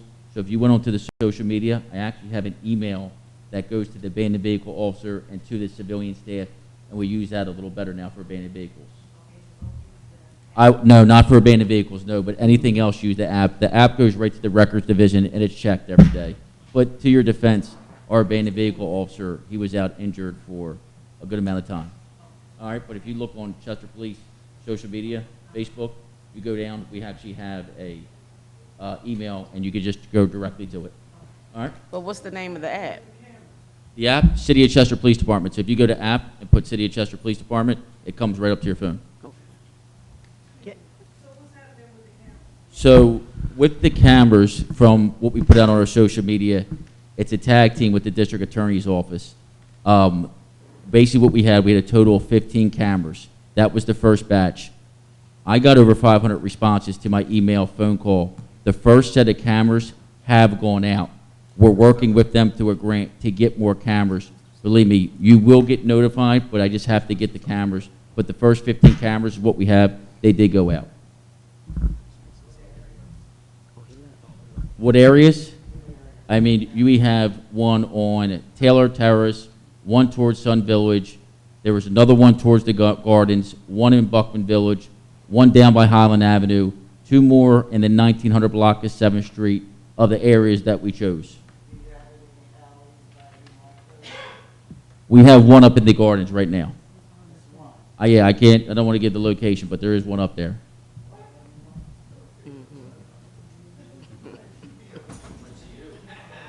And we're getting more, and we're getting more. Mr. Salim, right this way. Nope, you're going the wrong way. Come this way. Mr. Salim. See Mr. Salim. All right, Mr. Salim, take us home. Inshallah. My name Quiet, is Amin. quiet, please, quiet, please, quiet. My name is Amin Abdul Salim. I live 240 Patterson Street in Chester. You have to excuse me again. I was at work and go home, change up, take a bath. It didn't happen. I was straight here. So if you will excuse me. I'd like to just share with you very briefly. Okay. Hey, we must know that God said that it's going to be a new day, a new mind, a new heart, and a new world. So keeping that in mind. And it's going to start with Abraham. Abraham is the first to rise at the resurrection. We are people who people of faith. I put it like that. And we are people going to rise. We're going to rise. God's going to bless us and again, and we need to be. I just want us not to despair on the mercy of your Lord. It says that. Despair on the mercy. We want to know that God's mercy is among us, and certainly we want to hold on to His mercy. It's going on through. But we certainly have to hold on to the mercy of our Lord. There's quite a bit I wanted to say to you very briefly, and I did not have time to go home at my notes. But if we will,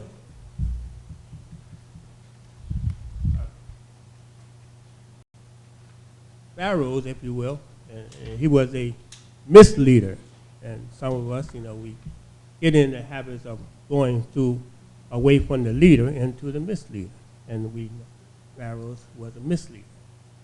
And he did not know that what was eating at the base of his kingdom, and he had a great kingdom, was the Nile River. And we find all this happening in the world today, and they want to come in position and control things, and they don't know what's happening. But we're going to go with the sure reality of Abraham. And there's quite a bit about Abraham. Abraham, what? He married a black woman, had a black child, if you will, right, quick, sir. And this is not the point, but we should mention this. He was called the friend of God because he did not accept just anything as God. But this black woman that he and his wife, and I'm not trying to prolong, I'm trying to get over this student. She had, and I know that some have different views of this, different, the Jews and the Christians, the Jews and the Muslims. But he had a child by this concubine, if you will. 20 seconds, Mr. Salim. Yeah. And he was called Abraham. And he was called Ishmael, actually, really. And the other one, his wife was buried and couldn't have a child, bottom line, and just short. And what produced her with the child was that God saw her standing there, and she didn't go away and all that, she stand there. So God gave her a child. But the one that we want to concentrate on this day, and we're going to concentrate more on Abraham, is Ishmael, and our father, Abraham, and it's all our father. We know that. So inshallah, so we want to get rid of all this stuff. We want to tune in to where we need to tune in as, sir. I thank you very much. Thank you. Thank you. Thank you, Mr. Thank If y'all ain't go to church, there y'all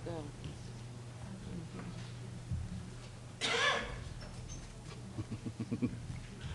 All right, that does conclude our public comment section of City Council. It's time for the council to have any comments that you may have forgotten or as a result of what you've heard want to add this evening. Anything? I'm going to make a comment to two, I guess, public comments that were made. One, I'm going to address Reverend Kirkland, but first I'm going to ask Mr. Troutman if you could please come to the podium. Yeah. Reverend Kirkland left? He left. Oh, man. He went home to watch. It's okay. I have his number. I'll give him a call. So I'm going to address some things that Reverend Kirkland mentioned in regards to his right to know request.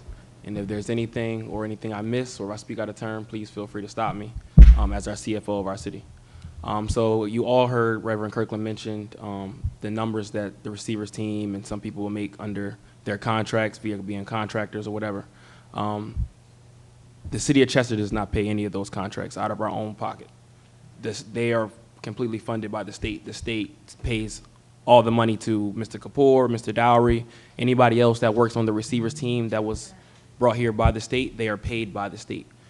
Granted, it's a lot of money. Trust me, when you hear those numbers, it is a lot of money. But at the end of the day, with opportunities is always going to allot to resources. If there's an opportunity for something monetarily, they're going to put resources to it. That's just the way America works. Basic economy, trust me. Unfortunately, we're in a situation where the city of Chester needs help. So if you have educated, qualified individuals to come help, they might demand or request whatever.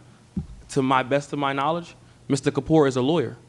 We all understand that lawyers make a lot of money doing whatever lawyers do to make a lot of money. That's just the way it goes. I wish I made that kind of money, but hey, I didn't get my law degree yet. But I just want to be clear to the public and to the community of Chester that we do not pay that money out of the city of Chester funds. Not a single dollar, I'm sorry, city. Oh, yes, we are. Yes, we are, yes. That's public knowledge as well. We are bankrupt. And those fees don't come back to us anyway, correct? Which fees? That they're paying, and he was saying that, you were just saying that the state, the state pays for everything, that in no way comes back this way, correct? Yeah, that's correct. That's correct, yes. I was trying to understand the question to the best of my knowledge. That's correct. No, we don't have to pay any of that money back. Now, a different question you could ask is, could the state give us that money directly? Maybe, sure. I mean, I don't know how the system works, but I wanted to be clear that in the bankrupt city of Chester, we are not paying Malco Dowry, Vijay Kapoor, or anybody unless they become employees for the city of Chester. And however, that is the case. We do have an employee from the Michael Dowry's team, the receivers team, who is now a contracted employee through the city of Chester. Am I correct in saying that? Yes. We have two. I'm sorry, two. So those contracted persons from the receivers team who are now city of Chester employees are now on the city of Chester's payroll. We do pay those people. However, the other numbers that Reverend Kirkland listed off, the 1 point something million dollars for whatever, we have not paid that out of the city's budget. So I just wanted to be clear on that. I didn't want people to think that the city of Chester is paying people multi-millions of dollars. I mean, people make a lot of money around here, but that's not multi-millions of dollars. That's not the case. I wanted to be transparent about that. Being somebody who's being more involved with the finances and everything like that, I feel as though you all deserve to hear that information, just to be clear. And if it was the other way around, I would say the same thing. I just want to be transparent and be consistent in my information that I'm giving, which is why I wanted to be backed up by our CFO of our city. Go ahead, Mr. John. One little nuance, the two that were referenced are actually interim contractors. They're bridging a time period until a permanent employee is hired. Right, they're contractors, They're so they're not interim permanent contractors employees. that are filling a professional gap. Thank you. Yeah, that's just what I wanted to address. So to just be a little bit more transparent and be a little bit more consistent in what I was saying. That's all. Who else that I wanted to address?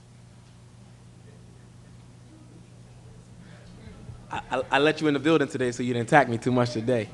But in regards to our cleanups and our illegal dumping, I think our streets and Public Works Department and City of Chester are doing an amazing job.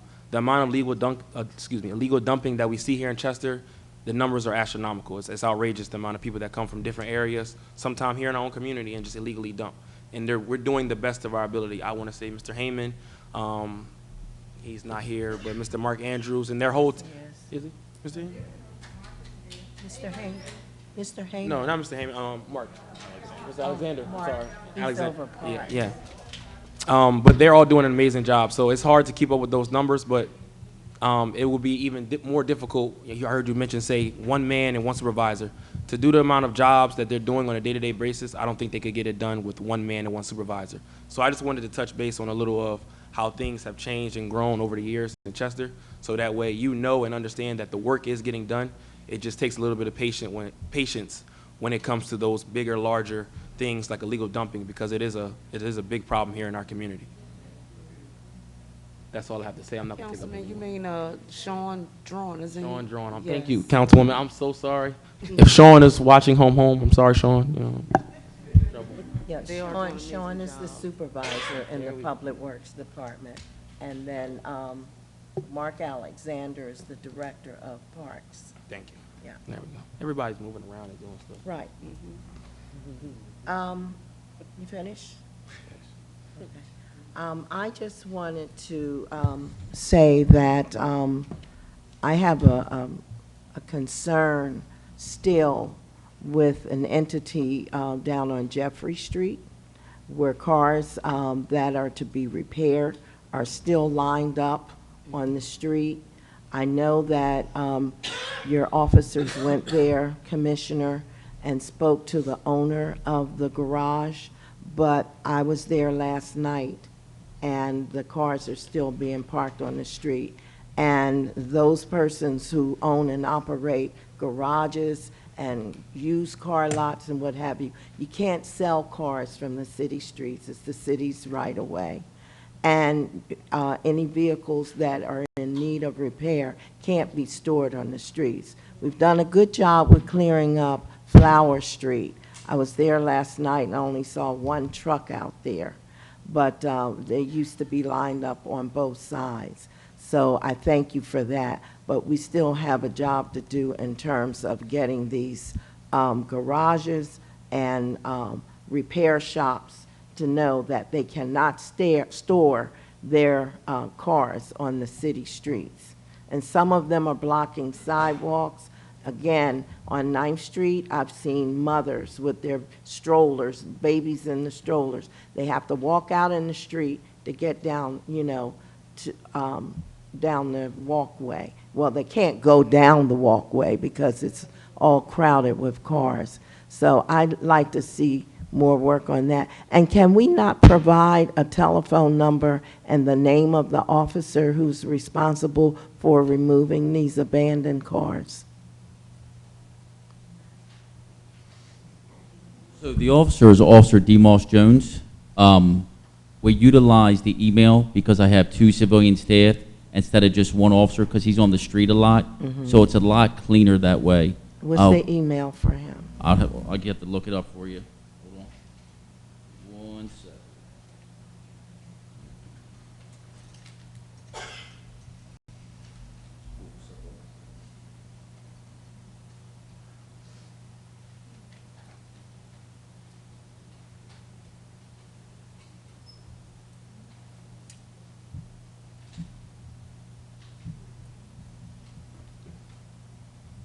I want all of you to have the email address because it's very helpful when the community reports in, you know, because a lot of times you see things that we don't see, you know. So it's a concerted effort, you know.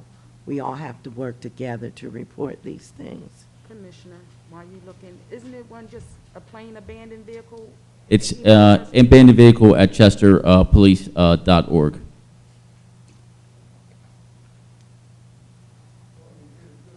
Thank you. What, wait a minute, you went kind of fast. What was that? It's a generic email address. AB, abandoned, ABV at chestercity.com. Or chesterpolice.org, I'm sorry, chesterpolice.org. I gotcha. But I will tell you this, I do have a good community member who always contacts me about Flower Street. She does an excellent job, and she stays right to me, lets me know. She's a very good community member, and I do appreciate her because she puts me on notice all the time. And who's that? Miss Adebayo Evans. Who's that? I didn't want to give her up. I let her say it. Okay, thank you. And also, we don't get political in these meetings here, but you heard Mr. Jim Allen come and give a report on the the polling places that have been changed. And I just want to encourage the community, you know, find out before November 5th where your polling place is. Make sure that you're at that location so you won't have any problems on Election Day. And I can't tell you who to vote for. I wouldn't dare do that. You have a right to vote for whoever you want. But vote. It's important that we all come out because there's no use of trying to have a voice after the fact. You have to have a seat at the table. So I'm asking you to please come out and exercise your right to vote. Thank you. Thank you, Councilwoman West. And thank you, Councilman Davis, for the transparency in terms of the receiver's team and his salaries. However, $385,000 a year for one person is pretty high, and it's pretty substantial. And our chief of staff don't even make that kind of money, and he oversees 400 and something employees. I think it's less than 10 people on the chief of staff team, on the receivers team to oversee. And the receivers team has been paid $7 million in 4 years. That's pretty damn high. Enough on that, though. But what I do want to do is I want to thank all of the community members and the residents that come out to every council meeting. And oftentimes, a lot of it's the same community members, and you guys come with the same issues week after week. What I would like to see from this administration and from this team is that these council meetings are every 2 weeks. If they come here 1 week, it is my hope that we have an answer for them by the following council meeting. We have to be more responsive, you know, in our answers and try to get these residents the answers that they're seeking.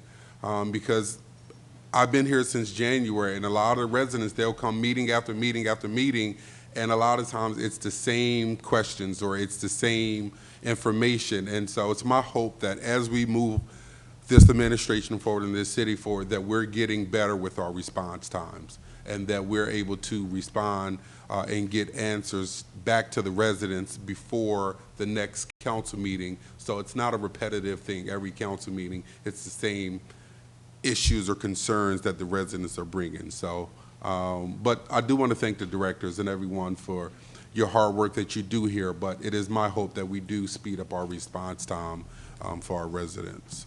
And that is all I have. Thank you. You good, Councilwoman?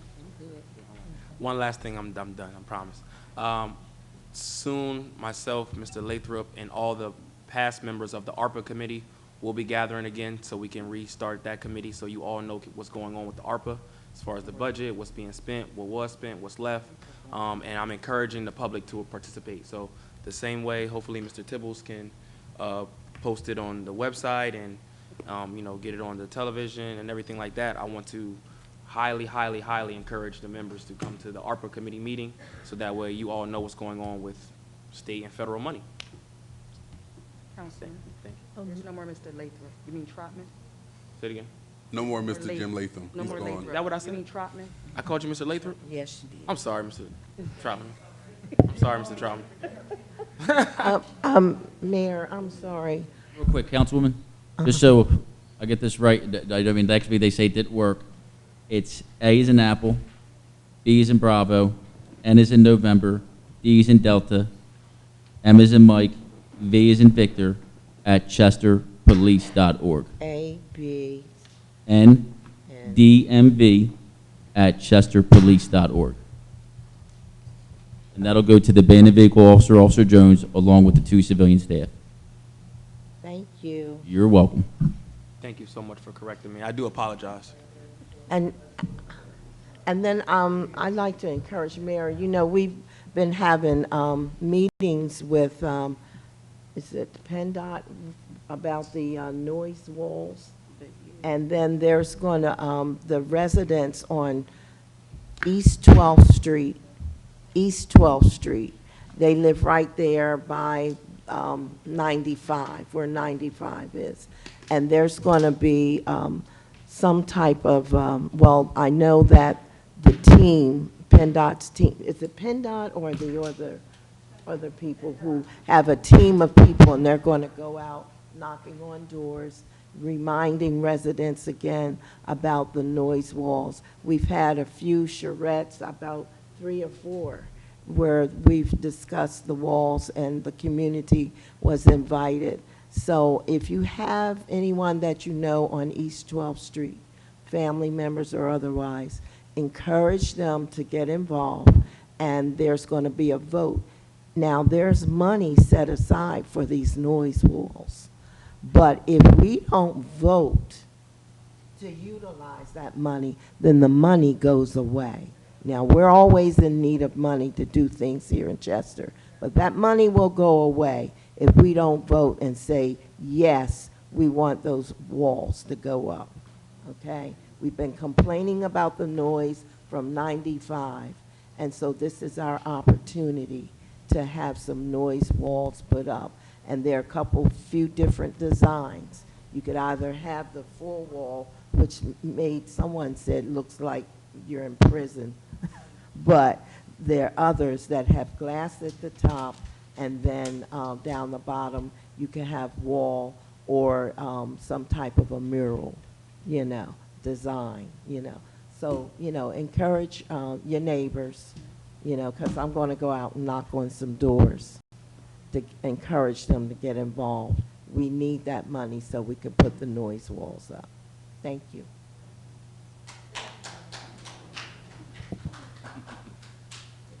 Is that it? I'll just close it out with a couple things. Again, good point. Thanks to everybody who shows up to these meetings, who watch these meetings, and who pay attention to what's going on in city government. Thank you for that heartfelt presentation earlier today. Thank you, Doctor, for sharing the situation with breast cancer and what we can do with it. To Mr. Brown's point, men do get breast cancer. One of my best friends, Mike, how did I get his name? Mike, come on, somebody help me. He had the community garden up on Concord and, don't say his last name. Okay. No, he did pass away from just a long battle with breast cancer. Mike Gray? Mike Gray, thank you so much. Mike Gray. So we miss Mike dearly. Some of the more important things that came up tonight with the DEP issue, with DEP issues, period. We have a luxury abundance of public health people working with us right now. Dr. Kristen Motley is bird dogging all DEP stuff that comes through the city. Oftentimes we get notices that there are violations from the companies around town. Oftentimes we get information about public input to permits that are up for renewal. All that's going to be consolidated and funneled through her. She's really committed to the health disparities of our residents here in the city. So she will be the person who will be representing the city with regard to all things environmental. So it's great to have a point person there. And I'm going to close with this. I think everybody's learning that bankruptcy is very expensive. Bankruptcy is very expensive. If you didn't hear me, bankruptcy is very expensive. Bankruptcy is so expensive that if the city were to put themselves in bankruptcy, we couldn't do it. We couldn't even afford to put ourselves in bankruptcy. So we thank the state for coming in and doing what they're doing to get us through this process. As somebody in this room fondly says very often, these processes, like bankruptcy, is nothing more than the attorney's retirement plan. It's all about keeping in court as long as possible. But when it's all said and done, we're going to be quite thankful that this work is being done in the way that it's being done. It's almost surgical how this receivers team is marching through the process. We would have hoped they would have been out of here in 2 years, and they've been here for more than 4 and signed up for 5, and who knows how much longer it's going to go. But we will say when it's all said and done, we'll be in a better place. We'll have some operating funds if everything goes well, far into the future. Administratively, we'll be a city that can sustain itself, which is consistent with the grant that we're going to be about. That's why we're labeling ourselves as the city of sustainability. We no longer want to be the city of subsidy. We cannot afford to subsidize everything that goes on. Everything can't be free. Every house can't be public housing. We have to become a real city. So it's all about becoming sustainable. Once we get through this process, you're going to see a different Chester. If I say anything else? Oh, she has a question.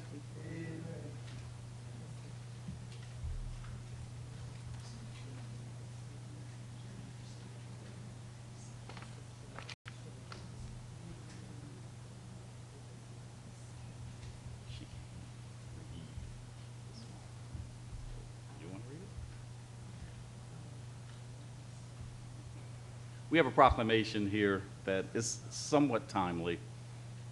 And our clerk needs the bigger print. We would have normally enlarged it for her.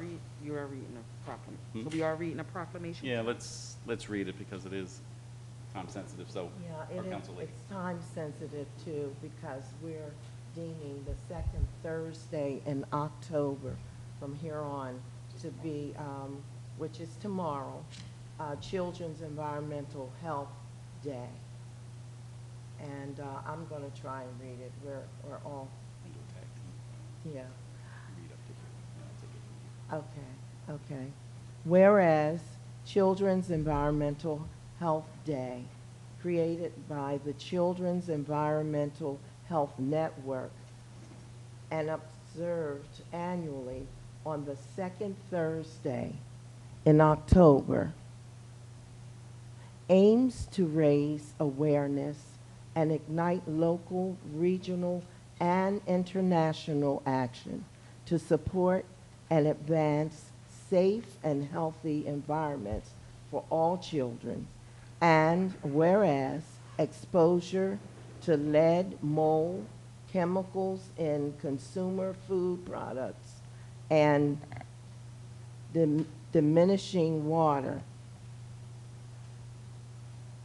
and air quality negatively affect Chester's children, and whereas asthma is a significant health problem for children in Chester with a prevalence higher than Pennsylvania as a whole, and whereas the burden of extreme heat and a changing climate are most felt by the young and future generations, and whereas there is a community of nonprofits, volunteers, researchers, hospitals, and universities, including the Philadelphia Regional Center for Children's Environmental Health and the Chester Environmental Partnership, working together to solve children's environmental health issues in Chester, and the Philadelphia Regional Center for Children's Environmental Health and Keystone Health launched the Chester Community Asthma Prevention Program to reduce the impact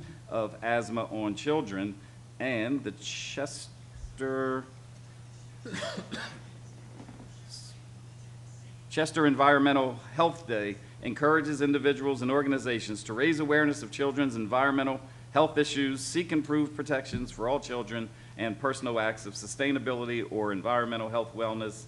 And together we can safeguard the health, safety, and well-being of society's most precious and vulnerable group, the children.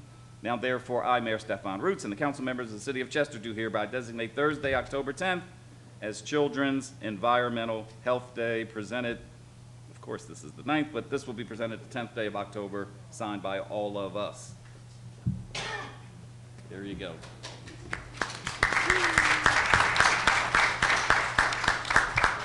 In closing, I will say this. As a kid growing up in this town, playing a lot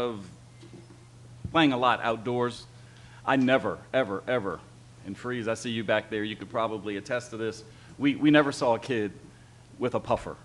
Like, never, never, never. And then several years ago, I was at the Village Charter School, and Keystone First was helping the students write this book about asthma. And someone from Keystone First was at the mic, and there were other students in the room, and she says, will the students please raise your hand if you have asthma? And I almost fainted when I saw 8 out of 10, maybe 9 out of 10 of the kids raise their hands. Something has changed in the years that, since I was a kid in this town, when I thought pollution was really bad, as all the refineries were flaring like crazy. When you'd go over the Chester-Bridgeport ferry and look in the water, I used to get excited to see that little rainbow on the water surface, not knowing it was an oil slick. We've come a long way and thanks to the Environmental Protection Agency, DEP, and all those guys, the air, the water, the land is a whole lot cleaner. But something has entered our town that's changed the health effects here.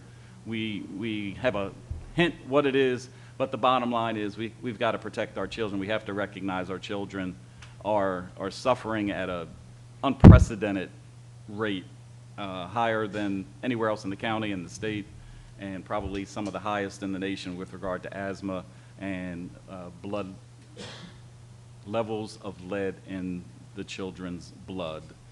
I got to go back again to Dr. Kristen Motley. She had the Delaware County Health Department literally take a report that they did for the county and drill down to Chester with regard to lead and the levels of lead in our children. And what we found, or what I learned is, and Kim, you might be able to help me with this, Ms. Garner, I believe 5 and under children are required to get lead tested. So the numbers are highest in that group, but after the age of 5, children are not required to get tested, and the numbers are super low, but it's only because they're just not being tested. So one of the things we're going to make a push for is that children, maybe up to the age of 15 or through high school, get tested on a regular basis so we can have a clearer look, a clearer view, a clearer vision of what's going on. Lead has been on the decrease since 1978 when it stopped going in gasoline, but in old homes like we have here, it's still in paint. It could be, coming from windowsills, and lead is as we talked about mercury being heavy, lead is a heavy metal. If it's spewing out of a smokestack down on the riverfront somewhere, it's falling right down on our city. And we have seen in many cases that the lead is in a lot of the soil that's around town. So if you are a backyard gardener, I would really encourage you to do it in raised beds, just, raised bed gardening. Or make sure you get your soil tested before you do any planting, particularly fruit trees. So that's your lesson tonight. All right, guys, I think we're done. I'm going to hit this thing and we can all go home. This meeting's adjourned.